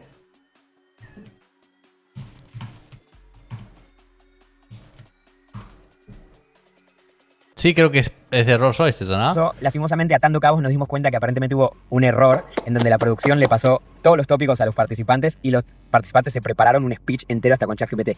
Una paja debatir así con alguien que se prepara un speech en donde dice, no, que el 35% y el 1.6%. Nos dimos cuenta al toque y atando cabos, yo cuando pregunté a la producción, pero ¿cómo puede ser que ellos saben las preguntas y están preparados? Y una mina dice, no, bueno, yo pensé que para que sea un debate enriquecedor y le pasó todo. Vamos a suponer que fue un error, pero da la casualidad que esa persona es cuca, o sea, como que quería dejar bien parado a la izquierda, por así decirlo, o al kirchnerismo, o al empleado, o al peronismo, no sé. Pero bueno, suponiendo que fue un error, más allá de eso. A él no le pasaron los prompts de antemano, o sea, no sabía que iba a defender, el chabón se sentó, una valentía, pero este chabón estaba a cruzar los Andes, boludo. Obviamente vamos a hacer muchos más debates, así que te gustó suscribirte, porque vamos a estar haciendo un montón de cosas. Se sentó ahí y dijo, venga lo que venga. De cómo El chabón se sentó y dijo, venga el prompt que venga, Hitler did nothing wrong. El chabón defendía cualquier vale cosa. la pena tener el No había problema. ¿Cómo logré todo? Te dejo otro video también de la clase de contenido. Como Un abrazo. Primero, Te tiró un hace rato piletazo. dijiste que como capitalista, yo prefiero decir capitalista y no empresario, como capitalista ponías tu capital en riesgo y ahora decís que necesitas asegurarte que le puedas pagar a tus empleados para hacer, por ejemplo, una pizza al costo suficiente como para que a vos te quede una ganancia. Ahora bien, vos viste que se llama salario mínimo vital. Vital quiere decir que te tiene que alcanzar para vivir, de ahí viene. No es un capricho, es un cálculo más o menos que se hace, y de hecho se ha quedado bastante atrás, para que puedas vivir. Entonces, si no hay ningún tipo de regulación y se le puede pagar a gente, se puede, o sea, no se le exige, bueno, ¿se entiende? Si estás en una isla desierta, ¿no? Vamos con el Robinson Crusoeismo, a ver si se entiende. Si estás en una isla desierta, 2 personas están en una isla desierta, y hay uno que tiene una formidable estrategia para producir cocos de palmeras, y necesita a alguien que le haga piecito, ¿verdad? Y cuando lo va a contratar le dice, para hacerme piecito, ¿sí? Tenés que ponerte en esta posición y hacer, ¡oh! Y yo cuando baje un coco te doy la mitad. Y el otro le dice, no, me tenés que dar el salario mínimo vital. Yo necesito tener para pagar en Netflix y los latte macchiato, si no sos un explotador. ¿Cómo hacemos en esa situación? ¿Verdad? El problema es que esta gente vive como si estuviese en puto Narnia, no se da cuenta de que existe la escasez en el mundo. Entonces, vos podés poner un número arbitrario y decir, esto es lo mínimo que necesitas. Sí, las necesidades se inventan. Las necesidades, tenés hay una pirámide de necesidades, tenés necesidades fundamentales que hacen a tu subsistencia anatómica, y después tenés necesidades culturales que se van creando con el tiempo, ¿verdad? Entonces, en cada contexto particular vas a agarrar y poner como piso de un salario para cualquier transacción entre empleado y empleador la completud de todas esas necesidades. ¿Qué pasa si cae un meteorito y de repente ya no hay nada en el mundo de riquezas, ¿verdad? Estamos acá varados entre el caos. ¿Vas a seguir exigiéndome ese salario? No. Tiene sentido que lo que esté dispuesto a pagar el empleador en función de lo que tenga como capital, ¿verdad?, sea lo que determine, ¿sí?, cuál es su presupuesto. Su presupuesto. Y luego lo que esté dispuesto a recibir el empleado en función de sus opciones, es decir, de todos los demás empleadores o de sus opciones de emprender el mismo, ¿sí?, sea lo que determine cuál es el precio de la mano de obra. ¿Entiendes a lo que voy o no? Sí, la idea es que vos puedas acordar con el empleador cuánto recibís. Está bien. Pero si el mercado directamente ya te está empujando afuera de tus propios sustentos, no te alcanza para vivir. De ahí viene la B. Por otro lado, cuando hablamos de sindicatos, trabajador organizado, ¿vos lo estás incluyendo ahí también? Porque es tranquilamente también un entre empleador y empleado. Yo creo que cuando nos organizamos entre trabajadores, después también... Bien, asumo que vos tienes alguna relación sindical o sos un empleado que el sindicato lo defiende o tiene alguna... No, pero a veces cuando dicen que se arregle directamente el empleado con el empleador, y bueno, dejemos que los sindicatos, por ejemplo, negocien paritarias. ¿A quién le saca? Olvídate, sí, que un grupo de trabajadores, no sé si los sindicatos, que son una puta mafia, pero que un grupo de trabajadores decidan negociar colectivamente es algo totalmente válido para mí, estoy totalmente de acuerdo con eso. ¿Qué plata el sindicato? Todo pelota. O sea, si un grupo de trabajadores dice, che, nos ponemos de acuerdo porque el empleador es un hijo de puta. Es un hijo de puta el empleador. El empleador y el empleado son hijos de puta. O sea, ese es el problema, ¿no? Cuando uno se pone desde este lado, el problema es que parece que uno es proempresario o defendés a los empleadores. Me chupan un huevo, son todos una mierda. Yo, vos, tu vieja, el empleador, el empleado. Para mí, la premisa básica es que son todos una mierda, ¿sí? Entonces, partamos de ahí y desde ahí vamos a hablar cómo podemos arreglar esta situación de la forma más civilizada posible. La premisa hobbesiana, somos todos animales. ¿Quién le saca plata? Sí, ¿cómo se financia? Los empleados pagan una mensualidad, ¿correcto? Para pertenecer. Bien. Entonces el sindicato te saca plata. Yo como empleador te la doy. Sin embargo, vos me venís a mí y te vas con el que te saca. Plata. No, al revés. Yo te estoy pagando un salario. Esa es y el sindicato te la saca. Y me gustaría también volver a quién genera el valor en la sociedad. ¿Quién genera el valor? Oh, el valor trabajo. ¡No! ¿Y el trabajo? El trabajo. ¿Y quién brinda el trabajo? Un placer. No hay nada que tengas puesto, no hay nada que consumas que no haya sido hecho por el trabajo. Claro, pero alguien creó ese trabajo. Sí, ¿no? El debate, la demanda. Pero cambiamos. Depende de la sesión, pero bueno. 3, 2, 1. Bien. Vamos. A ver, unos libros, ¿qué libros sobre economía lees recomendás para tener una noción básica? Léete, si querés una noción básica, léete Mankiw, léete la economía en una lección de Hazlitt. Si querés una noción básica y una cosa introductoria, léete la economía en una lección de Hazlitt, léete Free to Choose de Friedman. Esas son cosas bastante elementales. Si querés después podés leer algo un poco más duro como algún manual de micro y de macro de Mankiw o algún otro manual texto universitario. Son didácticos, son fáciles, son macanudos y te van a explicar lo que tenga que explicarte. Y después si querés interiorizarte un poco más o tantear otras escuelas, yo recomiendo la austríaca por su influencia en la importantísima noción de valor subjetivo que este muchacho que pasó recién evidentemente no tuvo el tiempo todavía de estudiar. Y si tenés tiempo también podés visitar algunas otras escuelas. Incluso te recomendaría también estudiar un poquito el marxismo para poder entender qué es lo que entendió mal Karl Marx, que era un tipo muy inteligente de todos modos. Pero no leas Das Kapital, boludo. Te vas a comer un pijazo, boludo. No vas a entender una mierda. O sea, léelo al final o lee alguna. No sé, me han hablado bien de los libros del anti-Marx de Rayo, pero bueno, es muy anti-Marx. Si querés marxismo desenmascarado me sale Hayek, y no es Hayek, es Mises, el maestro. También, obviamente, son textos antimarxistas. Si querés entender a Marx, tenés que leer a Marx. Marx escribía muy bien, pero es medio denso de leer, sobre todo si no tenés el contexto. Podés leer cosas como el anti-Düring, cosas de Engels, que era un poquito más macanudo para escribir. Podés leer, si querés, la parte más panfletística del manifiesto, cosas así, pero para la teoría no es lo mejor. Michael. Ok.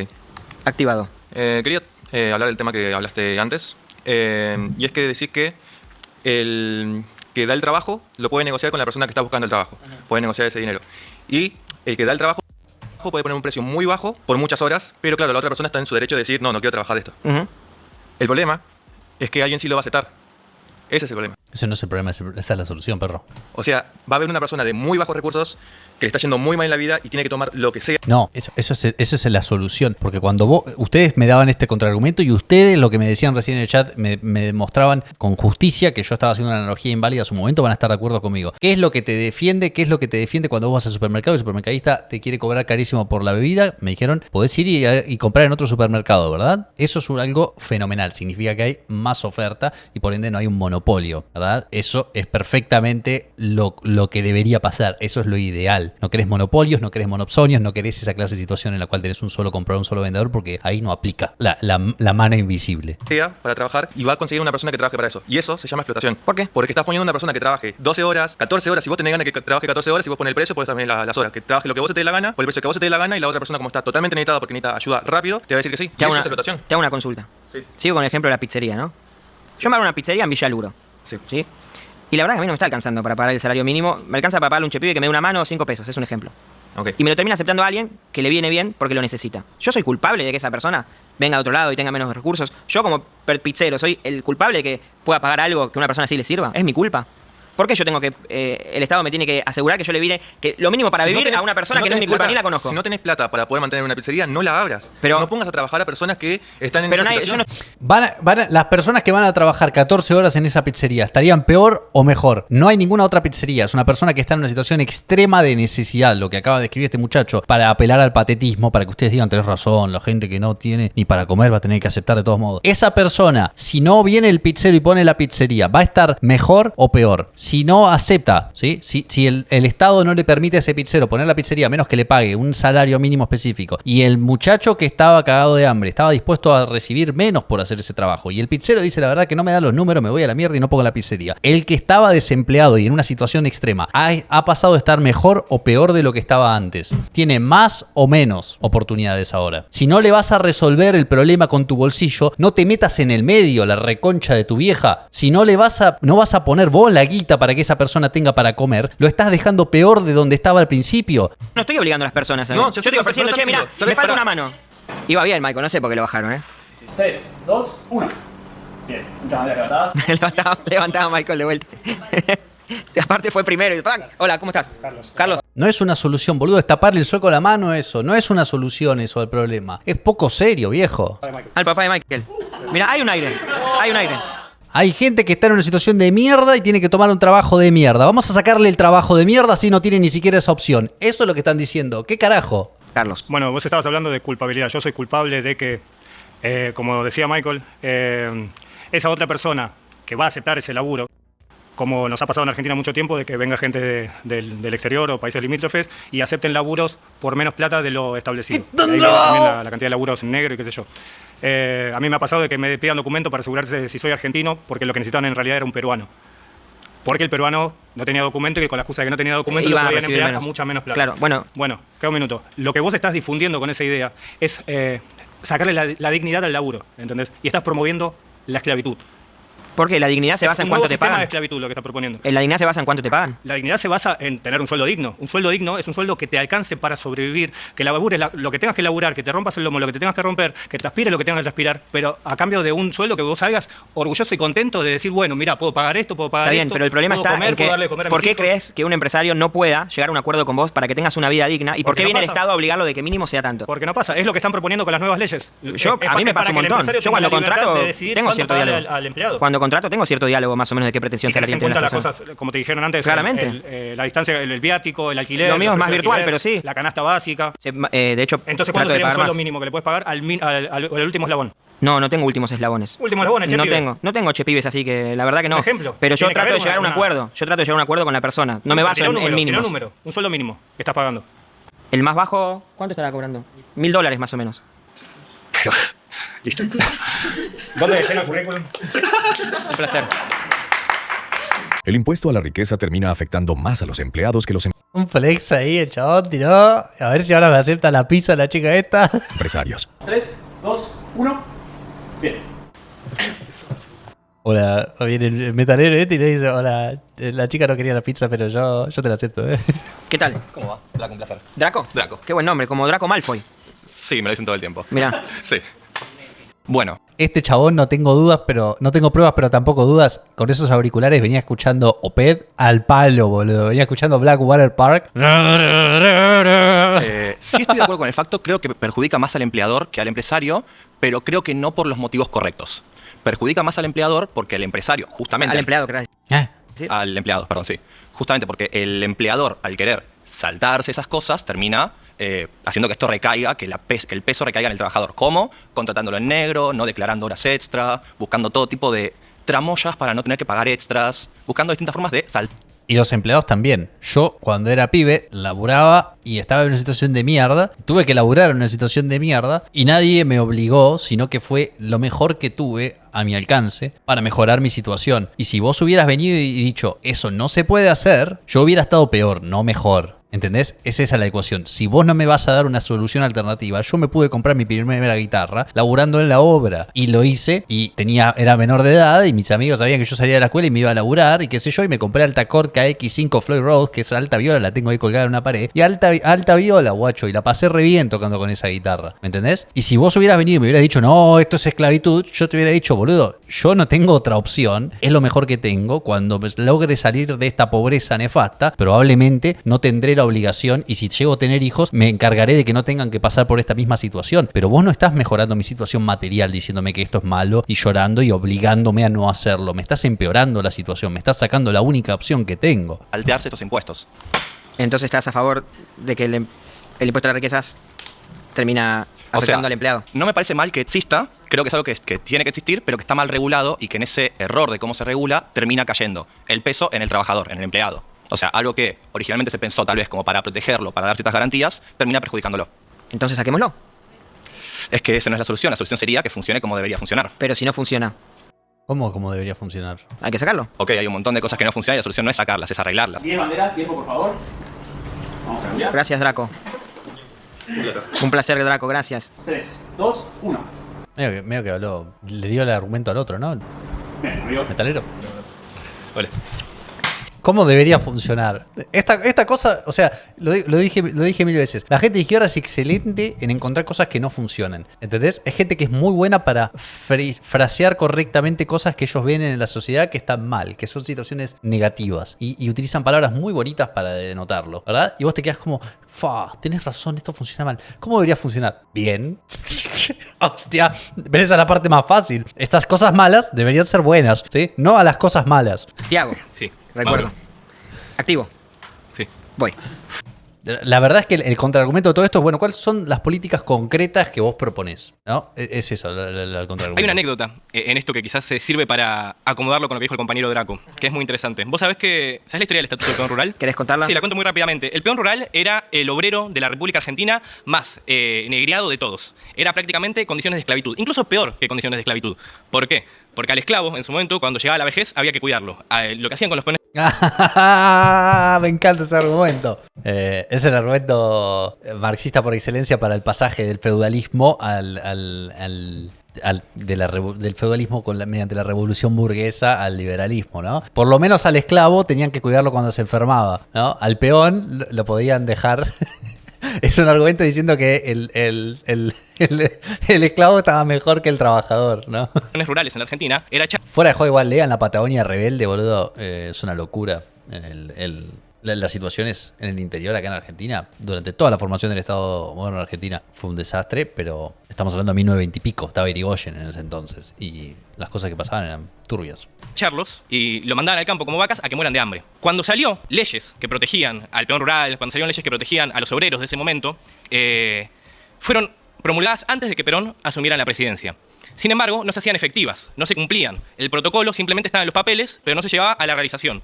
Cuando asume Perón, se cambia el sistema, se cambia la justicia y se empieza a aplicar el protocolo de una manera adecuada. ¿Qué es lo que voy con esto? La verdad es la única realidad. Se acata pero no se aplica, como decían en el virreinato de Río de la Plata, cada vez que llegaba una orden de la metrópoli que no tenía sentido, se decía, esto se acata pero no se aplica. O sea, ¿qué quiere decir básicamente? Esto lo respetamos, no vamos a entrar en desacato. Está bien, muy interesante Rey lo que dijo, lo cajoneamos y no se aplica. Entonces, por supuesto que el facto es real, pero la solución no es eliminarlo porque no funciona. Lo que hay que hacer es promulgar el sistema correcto que ponga en defensa el derecho del trabajador. Entiendo tu punto, en que entonces hay que regirlo más fuerte para que sí funcione. Absolutamente. El problema está en que nunca va a funcionar. ¿Por qué? Te explico. En un lugar en donde al que tiene más dinero se le quiere cobrar más simplemente por tener más, hace que esa gente se espante y se vaya. Para mí es mucho más fácil mudar mi residencia fiscal que todos los empleados que dependen de mí se muden a otro país. Claro. Entonces, si vos espantás a toda la gente que genera, terminás haciendo que la gente que genera se vaya y te quedan todas personas que dependen de que le des un empleo. Perdón, pero ¿por qué queremos gente que genera que vaya a evadir los impuestos? No vaya a evadir, pero vos los estás ahuyentando. ¿Cómo? ¿Los estoy ahuyentando diciendo que les voy a cobrar? Que les vas a cobrar de más por tener más riqueza. Y claro que les voy a cobrar de más por tener más ¿Por riqueza. qué? ¿Por qué no le puedes cobrar lo mismo? Acá alguien que tiene menos riqueza porque tiene más. Eso es muy sencillo. Pero Pará, ¿por qué tiene que cobrarle más porque tiene más riqueza? Cuando vos vas al supermercado, ¿te preguntan cuánto tenés en tu cuenta bancaria antes de cobrarte? Pero es recíproco, es algo que es, es un porcentaje, no es que porque tenés más se te cobra el doble. ¿Por qué? Los impuestos progresivos son lo más regresivo de la historia, decía Venegas Lynch. ¿Por qué? Porque dice, si usted hace que los impuestos sean un triángulo, el que empieza de abajo, a medida que va subiendo, le van sacando más y más y más. Entonces no llega en la perra vida arriba, decía Venegas Lynch. Che, lo voy a tirar un segundito para atrás. Claro, el protocolo de una manera adecuada. Eliminarlo porque no funciona. Lo que hay que hacer es promulgar el sistema correcto que ponga en defensa el derecho del trabajador. Entiendo tu punto, en que entonces hay que regirlo más fuerte para que sí funcione. Absolutamente. El problema está en que nunca va a funcionar. ¿Por qué? Te explico. En un lugar en donde al que tiene más dinero se le quiere cobrar más simplemente por tener más, hace que esa gente se espante y se vaya. Para mí es mucho más fácil mudar mi residencia fiscal que todos los empleados que dependen de mí se muden a otro país. Claro. Entonces, si vos espantás a toda la gente que genera, terminás haciendo que la gente que genera se vaya y te quedan todas personas que dependen de que le des un empleo. Perdón, pero ¿por qué queremos gente que genera que vaya a evadir los impuestos? No vaya a evadir, pero vos los estás ahuyentando. ¿Cómo? ¿Los estoy ahuyentando diciendo que les voy a cobrar? Que les vas a cobrar de más por tener más riqueza. Y claro que les voy a cobrar de más por tener más riqueza. ¿Por qué? ¿Por qué no le puedes cobrar lo mismo? Acá alguien que tiene menos riqueza porque tiene más. Eso es muy sencillo. Pero es recíproco, es algo que es, es un porcentaje, no es que porque tenés más se te cobra el doble. ¿Por qué? Porque si uno no puede pagar una necesidad básica, como puede ser el alimento, como puede ser la salud, obviamente no le voy a cobrar ni siquiera en la misma proporción. ¿Por qué? Porque una cosa es lo vital como... No, lo que tiene que hacer acá es muy tonto lo que hizo. Lo que seteó fue perfecto, ¿verdad? Fue, si vos le empezás a meter curva de Laffer, si vos le empezás a meter un montón de impuestos, empezás a romper las pelotas, el empleador, el empresario que tiene un montón de guita, el cerdo capitalista, no la va a pasar mal porque va a decir, bueno, me pongo mi residencia fiscal en otro lado o me voy a invertir a otro lado y pues te jodes, ¿verdad? Eso es lo que puede decir el empleador en esa situación, y el que sale perdiendo es el empleado porque estaba ahí, ¿verdad? Porque es el que se queda y que no tiene otra alternativa, y entonces lo que hace es ahuyentar a todas las personas que tenían una posibilidad de iniciar, que tenían suficiente capital y tenían una posibilidad para iniciar una empresa, y dejás a las personas que de hecho necesitaban esa oportunidad para salir del paso y poder tal vez iniciar empresas ellos mismos, eventualmente, si es que así lo desean. Como bien habían nombrado antes, y otra cosa es el goce. ¿Se entiende? La proporción debe ser la misma. Ese era el argumento que él le planteó, y su movida discursiva ahí no era seguirle el juego después de que el otro le dije, no, ¿por qué se vaya? No, porque no tiene que ser así, le dijo. No, el otro dijo, le vamos a cobrar más porque tienen más. Y él dijo, ¿por qué le vas a cobrar más porque tiene más? Le tenés que cobrar lo mismo, tiene que ser recíproco. No, le tenés que decir, no, está bien, entiendo que decís vos, tenés razón, tenemos que ponerle impuestos mucho más altos a esas personas que tienen mucho capital para invertir, ¿no? El problema es que se van del país, ¿verdad? El problema es que se fugan esos capitales. ¿Qué vas a hacer a continuación? ¿Verdad? Lo tenés que llevar a la consecuencia natural, que es el Estado pide más Estado, ¿verdad? Lo que va a suceder ahí es que, bueno, entonces los obligo a no irse del país, es la conclusión a la que vas a terminar llegando, ¿verdad? ¿Qué hace la Unión Soviética en la primera medida? Bueno, cierra fronteras, viejo. La mayoría de los países comunistas, una de las primeras medidas que toman siempre, cierran fronteras. ¿Por qué? Porque aplican políticas en las cuales la gente la gente que está en la situación de irse tiende a querer irse del país, ¿verdad? Entonces lo tenés que obligar al muchacho de boina a llegar a esa conclusión y pararse, ¿sí?, honestamente frente a esa postura que es la que intrínsecamente está defendiendo. Si huís hay paredón, para eso existen los testaferros y paraísos fiscales, ¿sí? ¿Qué sé yo? Lo tenés que llevar a las conclusiones de su política, en la realidad, en lugar de seguirle el juego teórico de por qué hay que cobrarle más o menos al que tiene más plata y demás. Además, hay una diferencia muy grande, que la proporción está medida justamente en el impuesto a las ganancias con lo que tiene que ver, no la inversión directa, sino con lo que tiene que ver el patrimonio individual. Eso es muy interesante también. Es muy interesante, pero es muy absurdo que quieras poner un impuesto a un patrimonio, porque el patrimonio no se mide solamente en cuánta plata tenés en el banco. El patrimonio se puede medir en cosas que no están líquidas, como un terreno, como un tractor y como muchas cosas que sería estúpido a una persona que... Como contratos que hacen al trabajo que esa persona tiene, que esa persona le da a otros laburantes, ¿verdad? Entonces estás taxeando directamente la fuente de trabajo de otras personas. Pero en fin. Que tiene 1 millón de hectáreas, querer cobrarle sobre ese millón de hectáreas. Pero ese millón de hectáreas es muy estúpido. ¿Cómo callea eso? ¿Cómo lo liquida? Tiene que vender todo, se lo vas a expropiar. ¿Qué vas a hacer? No, bueno, hay un montón de podés hacerlo. Lo que vos vas a hacer es hacer que esa persona haga un impacto mucho más en la sociedad por querer sacarle más, en vez de decir, che, veo que haces mucho, ¿por qué no haces más? ¿Por qué no haces más empleo? ¿Por qué no das más trabajo? Yo no sé si quiero que haga más, porque vos, por ejemplo, en el ejemplo de 1 millón de hectáreas, es un buen ejemplo para la Argentina. La Argentina, en 6.153 familias, tiene más del 51% del territorio nacional. Eso significa que vos tenés baja soberanía política y baja soberanía territorial frente a grandes empresas y a grandes personas. ¿Por qué el hecho de que una persona compre un terreno le quita soberanía al país? Pero por supuesto. ¿Por qué? Bueno, ¿Por qué? ¿Policía no puede entrar? Claro. ¿Que el ejército no puede entrar? Es un gran ejemplo. ¿Vos sabés lo que pasa en el sur de la Argentina? ¿Cómo se llama el lago? La puta madre. El lago Escondido. Es un gran ejemplo. El lago Escondido. Pensé que iba a sacar a Lázaro Báez. Es una propiedad que compró un multimillonario que no permite que entre la policía, que no tiene de hecho una parapolicía ahí, donde se juntaba Mauricio Macri y un par de personas, pero no vamos a politizar porque el debate es de lo que hablas. Pero bueno, ahí tenés un ejemplo. ¿Y eso le afecta masivamente? Qué pena está ahora. Bueno, un placer, Tiago. Muy interesante. Y si una persona decide poner, o sea, si yo quiero tener un fierro para proteger mi casa, o quiero tener un sereno para proteger un terreno que me compré, o quiero tener o estoy en un country y quiero tener una persona en la puerta que no deja entrar a otras personas por cuestiones de seguridad o les pide el documento para que entren, eso que no dijo nada malo, eso no le quita soberanía al país, que una persona decida defender su propiedad, y si una persona es una persona muy acaudalada, tiene perfecto sentido que vaya a tener más precauciones para cuidar su propiedad, ¿no? Entonces no entiendo qué es lo malo de eso, porque eso afecta a la soberanía. Lamentablemente no llegó a desarrollar. Pero es raro.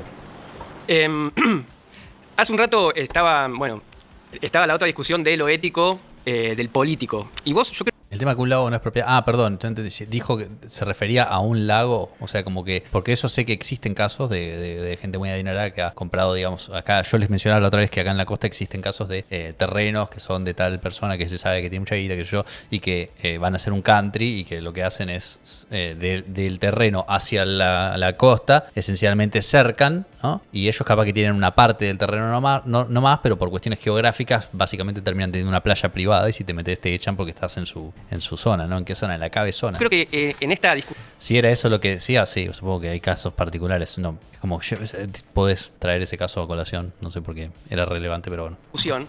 Te estás poniendo un poco en los zapatos de un político, porque si vas a discutir dónde se van, quién tiene que pagar impuestos y cómo, eso es algo político. Vos estás haciendo campaña política de alguna manera. Yo no quiero ser político. Yo quiero que los políticos no me cobren más por tener más. Pero eso es lo que dicen los ricos para que no les cobren más.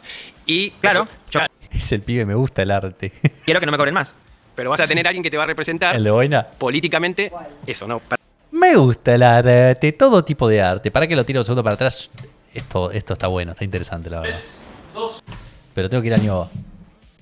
Bueno, miramos un rato más, Dejen de llorar. Hace un rato estaba la otra discusión de lo ético del político. Y vos, yo creo que en esta discusión te estás poniendo un poco en los zapatos de un político, porque si vas a discutir dónde se van, quién tiene que pagar impuestos y cómo, eso es algo político. Vos estás haciendo campaña política de alguna manera. Todo es política. Yo no quiero ser político. Yo quiero que los políticos no me cobren más por tener más. Pero eso es lo que dicen los ricos para que no les cobren más. Y claro, yo quiero que no me cobren más. Pero vas a tener a alguien que te va a representar políticamente. Eso, ¿no? Para empezar. Asumo que hay gente que esté de acuerdo conmigo y asumo que hay gente que está en contra como vos. Está bien. Pero vos no creés que si le das más impuestos a la gente que tiene más, que genera, que hace más empleos, esa gente se va y por lo tanto por inercia va a haber menos empleos. Eso es un argumento válido. Entonces está bien. Pero es como dar por vencida la batalla. O sea, vamos a cobrarle impuestos a los pobres porque es más fácil de cobrarle impuestos a los pobres y a los ricos porque es más difícil porque se van a otro país. No, simplemente no cobrarle más por tener más. Es cobrar relativamente. Vos le vas a cobrar, le cobrás al relativo más a su riqueza. Porque tiene más. Más en valores absolutos, no en valores relativos. Los que pagan más impuestos son los pobres. No. Vos estás la idea de este impuesto a la riqueza. No, en términos absolutos y relativos, no. Es que la persona que tiene más patrimonio, como dijo Tiago, le saques más. Sí. Proporcionadamente más también.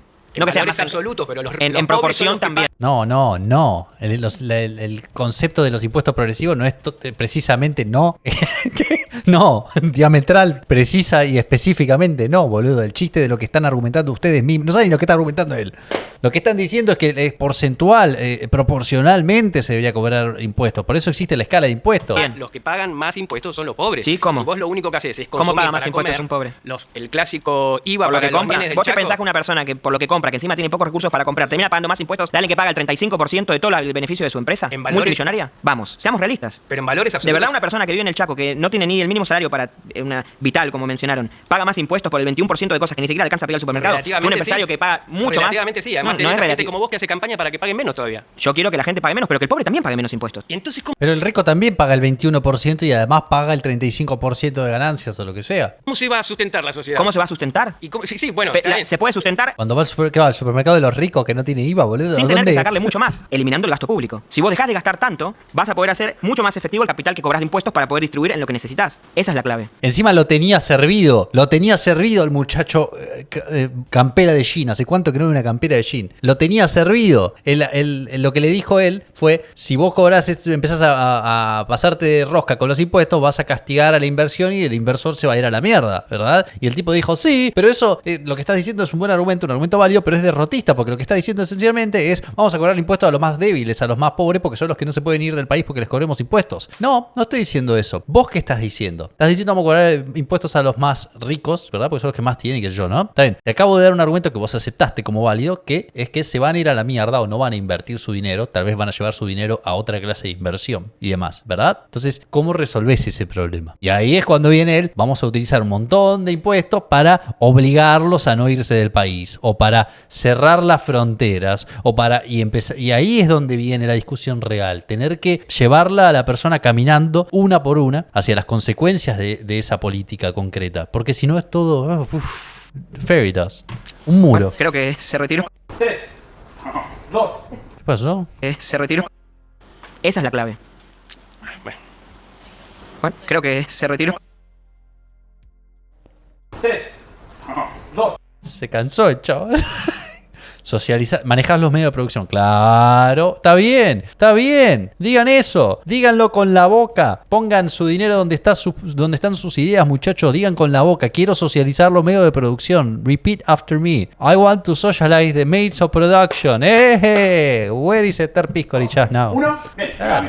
Cuando estés listo. Dale. Insisto, no, creo que Pero el problema es que los progres ni siquiera tienen el coraje de ser troscos, ¿me entendés? O sea, toda esta gente que viene con argumentos progres de no, poquitito de Estado, poquitito de Estado. Y es como, bueno, si por ese poquitito de Estado pasa esto, ¿qué haces a continuación? Tenés que hacer esta otra cosa. Interventionism and Economical Analysis, creo que se llama el libro de Mises, donde se describe esta clase de problema. El problema de la discusión es discutir en el vacío. Porque y me remito a la poca historia, yo tengo 23 años, entonces a lo poco que pude vivir, pues veo que es un debate en donde discutimos por vivencias, pero con datos, siempre con datos.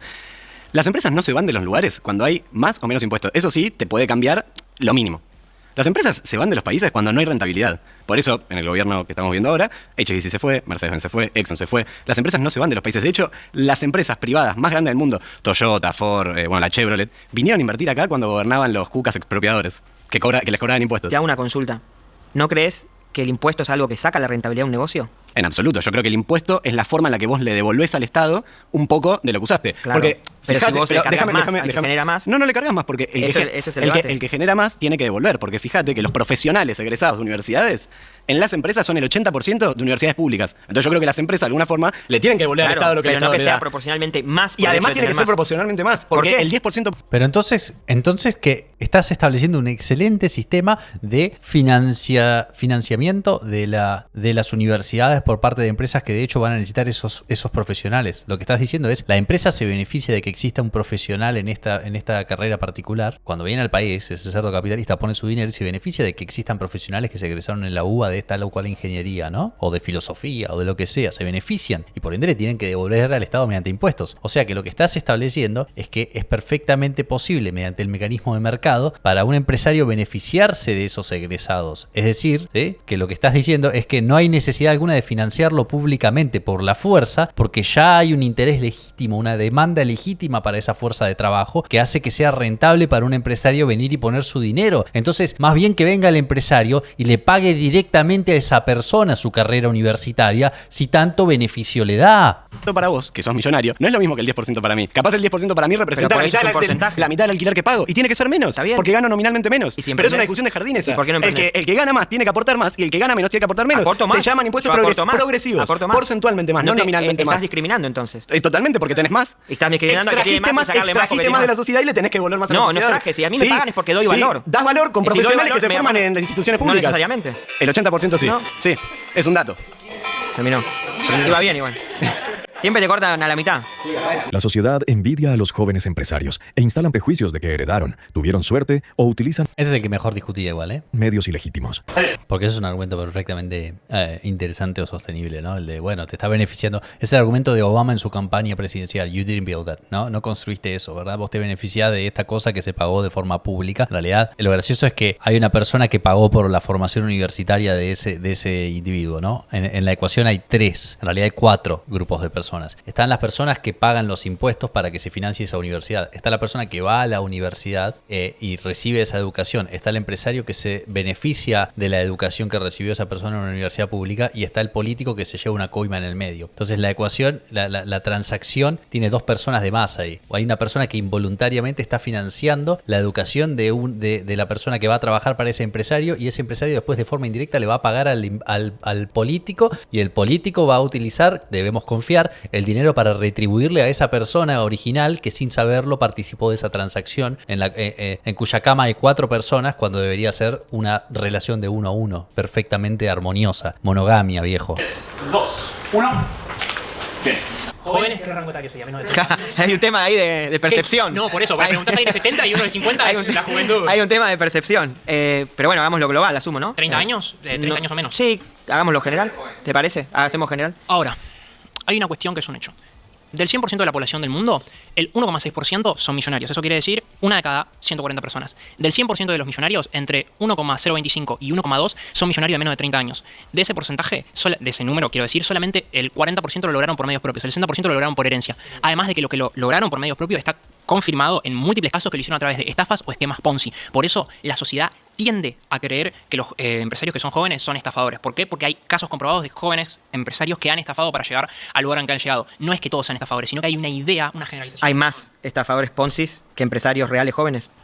Yo diría que no hay más, pero hay casos, múltiples casos comprobados de jóvenes estafadores pero que han avivado la... Vamos a ver, mirá cómo se acaricia a sí mismo. Eso es un gesto instintivo de darse confort a uno mismo cuando se siente nervioso, ¿no? Cuando se siente fuera de su zona. Entró, ¿cómo se llama? ¿Piso? Unos partos de porcentajes. Sí. Esos porcentajes son muy lindos. La realidad es que son miles de personas. Sí. Y las personas que caen presos por esquemas Ponzi o piramidales, son cientos. Si bien son muy polémicos, pero no son más que los empresarios exitosos. No, pero eso genera la idea de que los empresarios que son jóvenes son estafadores. El facto en sí mismo es que los empresarios jóvenes, hay una envidia, una situación de envidia o de que se cree que son estafadores. Además de eso, es sumamente importante tener en cuenta que esa declaración es un ad hominem. Porque si vos criticás o de cualquier manera a los empresarios quedás como un envidioso y si no los criticás terminás dando por entendido que no hay que criticarlos.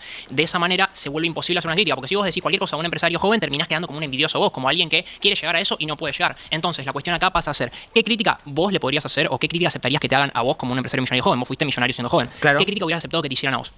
La pregunta es ¿por qué hay que criticar al empresario millonario joven? ¿Qué críticas hubiera aceptado vos para no decir que esta persona es una envidiosa? Pero ¿por qué tengo que aceptar críticas? No entiendo. La cuestión de para mí, objetivamente, porque tenés que aceptar críticas es porque si no estás haciendo un planteo que no tiene ninguna forma de ser respondido. Si vos mismo no podés aceptar o plantear una crítica a vos mismo, estás de cierta forma poniéndote un escudo, el cual impide que cualquier persona te pueda decir algo.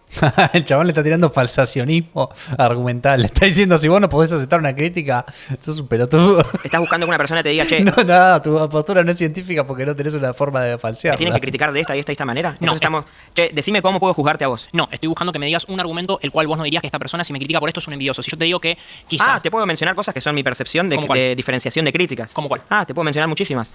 Por ejemplo, a mí me pasa muchísimo en las redes sociales que quizás por el hecho de ser judío o por el hecho de estar en sobrepeso, o críticas que vienen y que conllevan a cosas que no tienen que ver con mi riqueza. Ataque a tu persona, sí, exactamente. que eso sería ad hominem. Sí. Después hay críticas que no son ad hominem, sino más sobre mi manera o mis fundamentos o argumentos para hacer negocios, por así decir. Sí. Que ahí sí hay muchísimas falacias, y debido a personas como quizás ejemplos de esquemas piramidales o Sí, esquemas Ponzi, uno al exponerse tiene ese tipo de percepción. Pero la Alguien, no sé si ya había visto el video, pero puso ad Hitlerium. realidad es que hoy en día vos te mostrás con plata siendo joven y pasa muchísimo en las redes sociales. Yo vi un video el otro día de un chabón que dice, mirá, ese loco tiene un autazo, que él sabe que yo no. Y los comentarios eran heredero, narco, chorro, forro, explotador. No había ni eso. Che, qué inspiración un chabón joven que hizo plata. Pero la cuestión son dos. Primero, hay un montón de casos de gente que ha hecho su dinero de forma fraudulenta. Pero son muchos menos. Muchísimos. Encima, pensé que iba a decir que todos los que hicieron guita eran malos por extraer plusvalor, pero en el momento era simplemente todos los que hicieron guita son una manga de estafadores. Bien, allá, amigo. Emiliano, un placer. Bueno, Mauro, para mí es una cuestión más del estereotipo de eso, no es una crítica. Vos dijiste eso del TikTok y para mí es como algo humorístico. Ya no, por ahí es un comentario con odio disfrazado en ese humor. Pero al final sigue siendo humor. Un poco hiriente, en tu caso por ahí, no sé. Pero yo creo que es ese estereotipo que se busca, el típico joven. No, yo entiendo esa perspectiva. De hecho, no fácilmente me ofende algún comentario online, por así decir. Entiendo también que uno, cuando habla online, se expone a gente que está en desacuerdo y eso puede surgir. ¿Qué? Pará, ¿podemos escuchar de vuelta eso?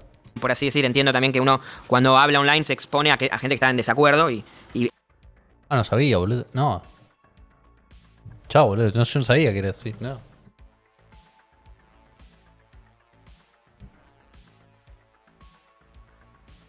No, mentira. eso puede surgir, que hay gente que se anima quizás a decirte algo online y no en persona. Todavía O no cosas se por el salvaron. estilo. Pero también denoto cierto negativismo o negación o cierta, digamos, percepción ya negativa con el hecho de hacer contenido sobre negocios y éxito siendo joven. Yo creo que depende del caso. Hay gente y gente, qué sé yo, por ahí tu caso, no sé cómo es, pero yo conozco gente que trabaja en el mundo del trade o cosas así. Ujú. Por ahí los comentarios no son tanto negativos, sino una crítica constructiva, una búsqueda de algo en especial. Los hay, pero yo creo que es más social. Te voy a dar un ejemplo. Cuando yo en Estados Unidos utilizo algún vehículo valuado en bastantes cientos de miles de dólares, generalmente los jóvenes me preguntan qué hago o cómo hice. Cuando yo me paseaba con un auto valuado en cientos de miles de dólares en Argentina, era todo lo contrario. Por ejemplo, si quiero doblar para la izquierda y me pasé, ¿te pensás que porque tenés plata, te voy a dar el paso? Hay un negativismo, me explico, hay como una percepción ya negativa hacia el que tiene. Pero ahí Especialmente siendo joven o mostrándolo, por así decirlo. Para ella lo estás basando en algo personal, yo creo. O sea, si juzgamos solo desde tu perspectiva... No, pero yo lo veo hacia otros, ¿Hacia no es otros? personal, claramente. ¿Cómo podrías dar un ejemplo? Sí, di un ejemplo recién de una persona que se emocionó con un Mercedes-Benz que dice que él sabe que yo no. Y los comentarios eran todo: narco, chorro, heredero, político, ¿entendés? Es como que hay una percepción del que tiene hizo las cosas mal. Y no de verdad puede ser una persona que le dio valor o aportó un servicio. Nos fijamos más en contarle las costillas en vez de decir, che, hizo algo productivo. Hay algo que a la gente le sirve de lo que está haciendo. Merece que tenga su rédito. Merece ganar más porque está... No entiendo de qué tan lento están hablando. Haciendo Estoy más. quemado, boludo, pero... Sí, tomando eso como punto. Siento que ¿A no vos no te estás parece que subiendo la esos velocidad. comentarios que vos decís, narco, todo eso, Ujú. no es algo no tan grave?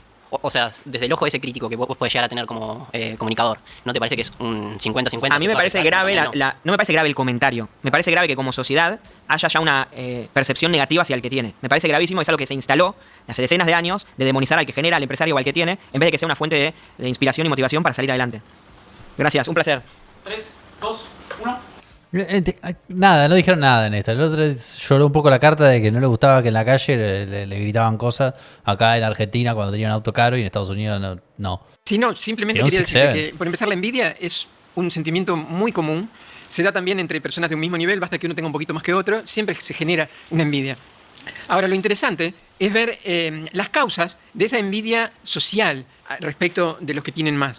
Porque muchas veces se trata de investigar el origen de la pobreza y nunca se investiga el origen de las riquezas. Te pongo un ejemplo. A ver. No, se investiga todo el tiempo el origen de la riqueza, boludo. ¿Qué decís? En el Profe, sur por de nuestro favor. país, en la época de Roca, un grupo de familias, no más de 100, Oh, la repartija. Se dieron hasta esclavos después de la campaña del desierto. dieron dinero a Roca y al ejército para comprar unas armas automáticas con las que eliminaron a toda la población del sur y se quedaron con sus tierras. Así nació la oligarquía vacuna. Entonces, que luego fueron heredadas, etcétera, con La mal apellidos llamada que campaña del desierto, basta ¿no? mencionar a Martínez de Oz para decirte una de ellas, ¿no? Entonces, ¿cómo no va a haber un repudio hacia quienes tienen un montón de dinero? Mal habido en su origen, más allá de que ahora lo hayan heredado, porque incluso cuando se dijo que había que repartir esa riqueza, dijeron, no, ya se repartió, porque cada vez que se heredó, se fueron dividiendo en las familias. Lo entiendo, pero si bien la magnitud de la gravedad de lo que hicieron estas personas es gravísimo, seguimos en recaer en que está bien juzgar al rico porque hay personas que son ricos que son una mierda. Y sí. Y está mal. no.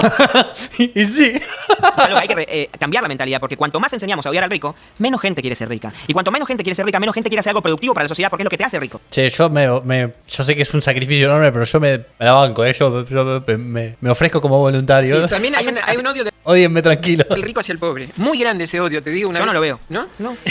Mira. Yo de este lado no lo veo, quizás vos lo ves al revés. Yo una vez había estado dando unas conferencias en Venezuela. Esta es anti-argumentos, malísimo. Antes de esta irme me habían parte alojado en una casa de una familia que estaba cerca del aeropuerto para que después me llevara. Y por Es malísimo el argumento de la campaña del desierto, se repartieron tierras, así que todas las personas que hoy día tengan dinero son malos o los vamos a juzgar como malos. ¿Y por qué? Porque hay gente que hizo cosas malas y tuvo dinero, así que bánquensela, muchachos. Ustedes son de los malos porque ahora todos los que tienen dinero son malos porque hubo gente mala que hizo cosas para obtener su dinero. O sea, una persona roba un banco y automáticamente todas las personas que alguna vez se beneficiaron de un préstamo bancario pasan a ser los malos. televisión veía un montón de manifestaciones. Y el otro le está tirando otra cosa random y antes dijo otra cosa random. No, eso pasó la semana pasada, lo siguen repitiendo, me decía. Diciendo que no hay odio contra los pobres o odio contra... Los dos, todos se odian a todo el mundo, boludo. O sea, dale. Bueno, esa ¿Qué familia es el que me carateo de todo amor y paz, boludo? Dale, dejate hinchar las pelotas. Los pobres odian a los ricos odian a los pobres odian a los pobres, los ricos odian a los ricos. Y todos se cogen un trago. Es toda una mierda. ¿Qué tanto? El odio que tenía por las personas que ahora tenían una vivienda y nunca en su vida habían tenido nada. Y porque es injusto que se las regalen. Claro, pero ese odio no era porque se la habían regalado, era por Yo creo que el odio es porque alguien que generó y que sabe lo que es romperse el lomo para comprarse una casa le da por las pelotas que le regalen a otro una. Claro, y que cree que él la merece por haberse roto el lomo y no la merece el otro. Lástima, estaba interesante. Por haber sido pobre. Bueno, gracias. La pobreza Sí, ¿no? no se combate repartiendo la riqueza, sino enseñando a generarla. 3, 2, 1. O sea, el último fue una buena acogida, ¿no? Me parece que hubo un pijazo que atravesó ahí el aire.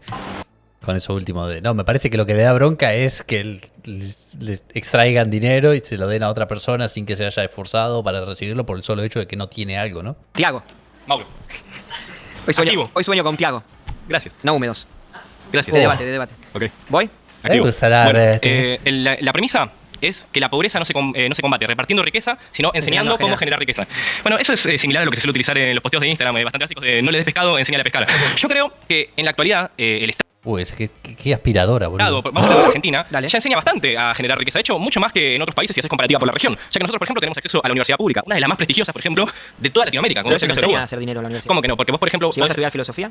Bueno, a ver, para empezar, cuando vos hablas de riqueza, está bien, entiendo que vos hagas una concepción económica, no vamos a hablar de lo de la filosofía porque... ¿No querés combatir la pobreza? Sí, por supuesto. Yo también. Pero ¿Vos te pensás que si yo me pongo a repartir plata a los pobres la solucionamos? No, pero por supuesto que un montón de cosas sí solucionas. ¿Por qué? Porque si vos, por ejemplo, repartís riqueza, lo entendés como darte 10.000 pesos ahora, es un error. Ahora, si vos estás en una villa que tiene cerca un riachuelo, eso te genera un montón de problemas de salud, y ponés plata ahí, repartís riqueza para generar un centro de salud, sí, ahí sí combatís la pobreza, repartiendo riqueza. Si vos pones un espacio de alfabetización alrededor de esa villa que no tiene cerca un espacio, sí, combatís la pobreza repartiendo riqueza. Y además, perdón, una última cosa, discúlpame. No, tranquilo. En la capital federal es muy sencillo dar estos debates porque vos podés decir, tomate un colectivo y llegás hasta algún lugar que sí tenga una escuela. Tienen un contraargumento contra eso que dijo, de ejemplos de ponerse un centro de alfabetización en un lugar donde no hay alfabetización y estás combatiendo la pobreza mediante la redistribución de riqueza. Haces esta cosa buena que beneficia a esta persona que no tiene esta cosa buena y estás combatiendo la pobreza mediante redistribuir la riqueza. Parece totalmente razonable ese argumento. El contraargumento lo escribió Bastiat hace como 200 años, que es lo que se ve y lo que no se ve. También lo dice Hazlitt en La economía en una elección, que es, mirá, si yo voy y le rompo el vidrio a alguien,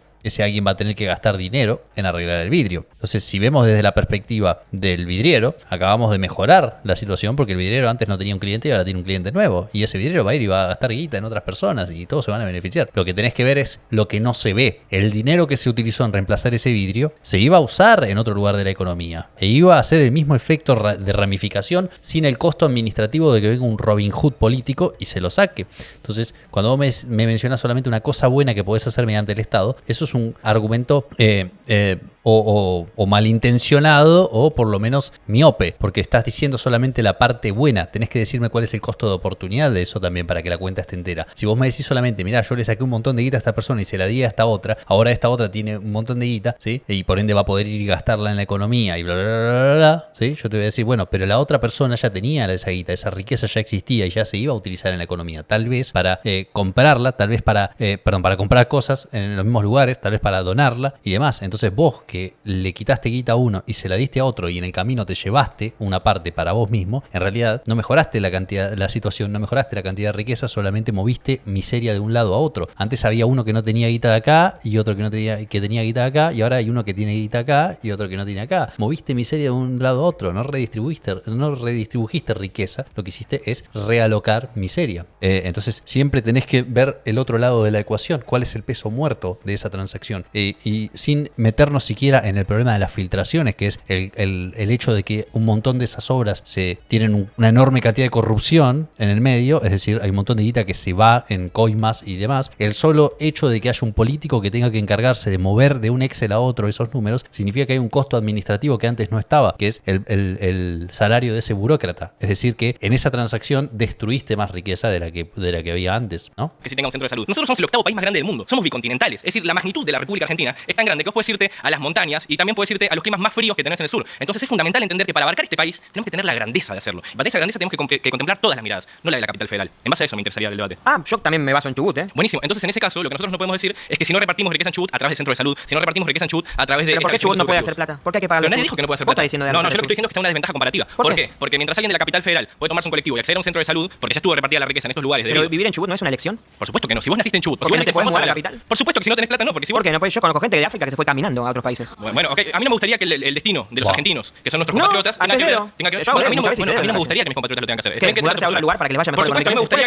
¿Cuál es el problema? Que nosotros somos el 8º país más grande del mundo. Te doy un ejemplo. Si nosotros en Tierra del Fuego, por poner un ejemplo estratégico, ¿no? Yo entiendo que hiciste algo militar, ¿no? Yo fui militar, correcto. Okay. Vamos a hablar en términos militares. Si nosotros, por ejemplo, tuviéramos Tierra del Fuego, empezaron a generar malas condiciones de vida, porque no tiene establecimiento educativo o porque no tiene la riqueza repartida de forma necesaria, ¿sabes qué problema tendríamos militarmente?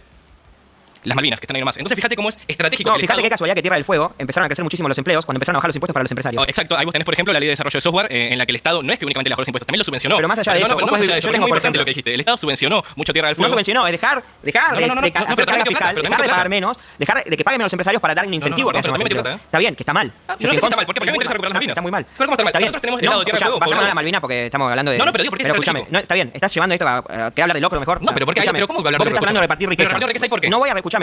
No es la mejor solución repartir riqueza. ¿Por qué? Porque cuando vos repartís la riqueza, la persona que no sabe generarla, administrarla o hacer más, se termina acabando. Y si vos lo único que haces es sacarle al que genera, en un momento se queda sin o se va. Y cuando eso queda, quedamos todos en pelota. En Tierra del Fuego tenemos 20 veces más personas que en el mismo lugar en el lado de Chile. Y eso es por esa inversión que hubo de parte del Estado. Sí. Es estratégico, repito, es militarmente estratégico. No tiene que ver las Malvinas con... Pero porque repartir riqueza hay por eso. No tiene que ver. Un placer, Tiago. 3, 2, 1. Bien, Bueno, terminamos el tópico y cerramos esto porque es demasiado. Después, de última, en el otro stream terminamos estos. Vemos un poco más atrás. Hay dos cosas que son interesantes para plantear esto, que es que el capital inicial, la riqueza inicial, sobre todo en nuestro país, recién hablaban de la conquista del desierto, ya está repartido. Todo lo que tiene que ver, bueno, hablan de soberanía por acá. Y por otro lado, la riqueza finita, no es infinita. Si no, podríamos tener todos en nuestra casa impresoras de dinero. Qué bien que estás en contra de imprimir y repartir. Total. Perfecto. Total, para mí, la riqueza no se genera repartiendo programas sociales del Estado que no aportan ningún valor, que es en general lo que hacen los gobiernos de tinta neoliberal cuando se les está por explotar la cuestión social. Fíjate que desde que asumió Milei ya triplicó los planes sociales, de manera directa e indirecta, es decir, a través de beneficios fiscales, o ya sea tarjeta alimentar, lo que sea, o de IFE, de asignación universal por hijo, etc. De hecho, la subió. Él dijo que se cortaba un brazo antes de hacer esas cosas o de poner nuevos impuestos. Bien, por el otro lado está el tema de la soberanía nacional. Hay dos cosas ahí. En antropología se dice que las personas tienen derecho a reproducir su vida donde nacen. Eso es interesante también. Yo no estoy en contra de los pibes que viajan porque creen que pueden expandir tanto su conocimiento. Me encantaría hacer un posgrado después de terminar la carrera en algún otro país del mundo para estudiar en alguna otra universidad del mundo y aprender cosas distintas. Cero en contra de eso. Pero si yo nazco en la ciudad de Buenos Aires, si me quiero desarrollar en la ciudad de Buenos Aires, si yo nazco en Chaco, no sé por qué le ponían tanto ejemplo, en Formosa, en La Pampa, lo que sea. Si yo nazco a la orilla de un río y decido que quiero ser Aquaman y meterme abajo del agua, ustedes van a estar obligados a subsidiar con sus impuestos la cantidad innumerable de tanques de oxígeno que voy a necesitar para subsistir debajo del agua, porque es mi derecho. Un derecho tiene como contrapartida una obligación. Los derechos tienen como contrapartida una obligación. La obligación, en el caso del derecho a la vida, es la obligación de abstenerse de matar a la otra persona. La obligación, en el caso del derecho inventado que acaba de tirar esta persona, ¿sí?, es que hay otras personas que tienen que financiar con su trabajo, es decir, esclavizados, tienen que financiar la decisión de una persona de querer quedarse en su lugar de nacimiento y tener ahí su prosapia. Tengo que tener eso no es la un contención derecho, social viejo, para poder desarrollarme ahí. Porque hay dos cosas que son interesantes. Donde no hay población, no hay Argentina, no hay país. Y ese es uno de los mayores problemas que nosotros tenemos hacia el sur del país. De hecho, toda la discusión geopolítica en nuestro país se da hacia el sur. Te hago una consulta. Sí. Entonces, ¿vos crees que la gente que, por ejemplo, en Chubut, sigo con el ejemplo, pueda generar dinero sin tener que mudarse de ahí para poder seguir teniendo una Argentina?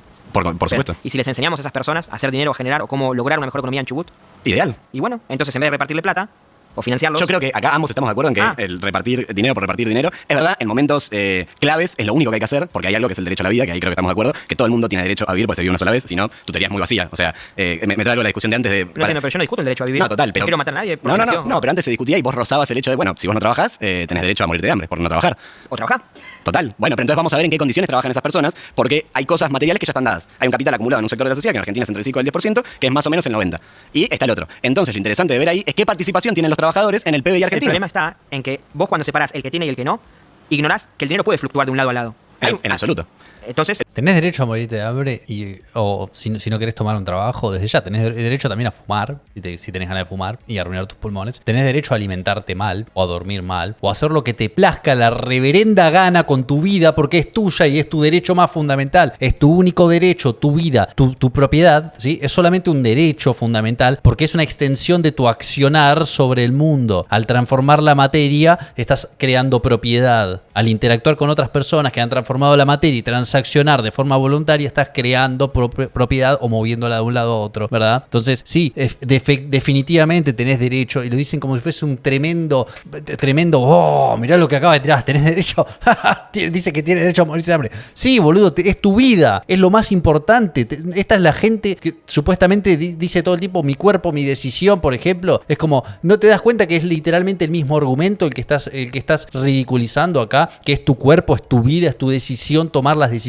que mejor te parezca dada tu situación, que sos el único que conoce tus valores, tus preferencias, tus posibilidades, tus opciones. Sos vos, es tu vida. Por supuesto que tenés derecho a hacer lo que te plazca, incluido Dios no lo permita y nadie considere, por favor, que estoy de alguna forma tratando de incentivar esa clase de actitud. Es lo más triste del mundo, ¿sí? Pero incluso a quitarte la vida. Si alguno tiene alguna clase de problema, busquen ayuda, se puede mejorar, ¿sí? El suicidio es una solución, una profunda incoherencia porque es una solución infinita a un problema finito. Todos los problemas que tengas en tu vida son finitos, se pueden arreglar, viejo, ¿sí? Pero estás ultimadamente triste en ese caso y feliz en la mayoría de los otros casos en poder de tu vida, y eso es importantísimo, es fundamental. Entonces vos, porque si tenés una muy buena idea no podés hacer millonario. ¿Qué importa que sea el 5%? Pero miralo, ¿cómo puedo hacer yo para que ese porcentaje sea más? Totalmente. El caso de éxito, haciendo lo que hacen los gobiernos con perspectiva nacional, que es incentivar, ahora pyme, startup, de hecho Mercado Libre es producto de eso. Entonces no podemos decir, no, que la mayoría de esa tienda... ¿Sabes cuál es el problema? Son todos herederos. No, en absoluto. No puedo emprender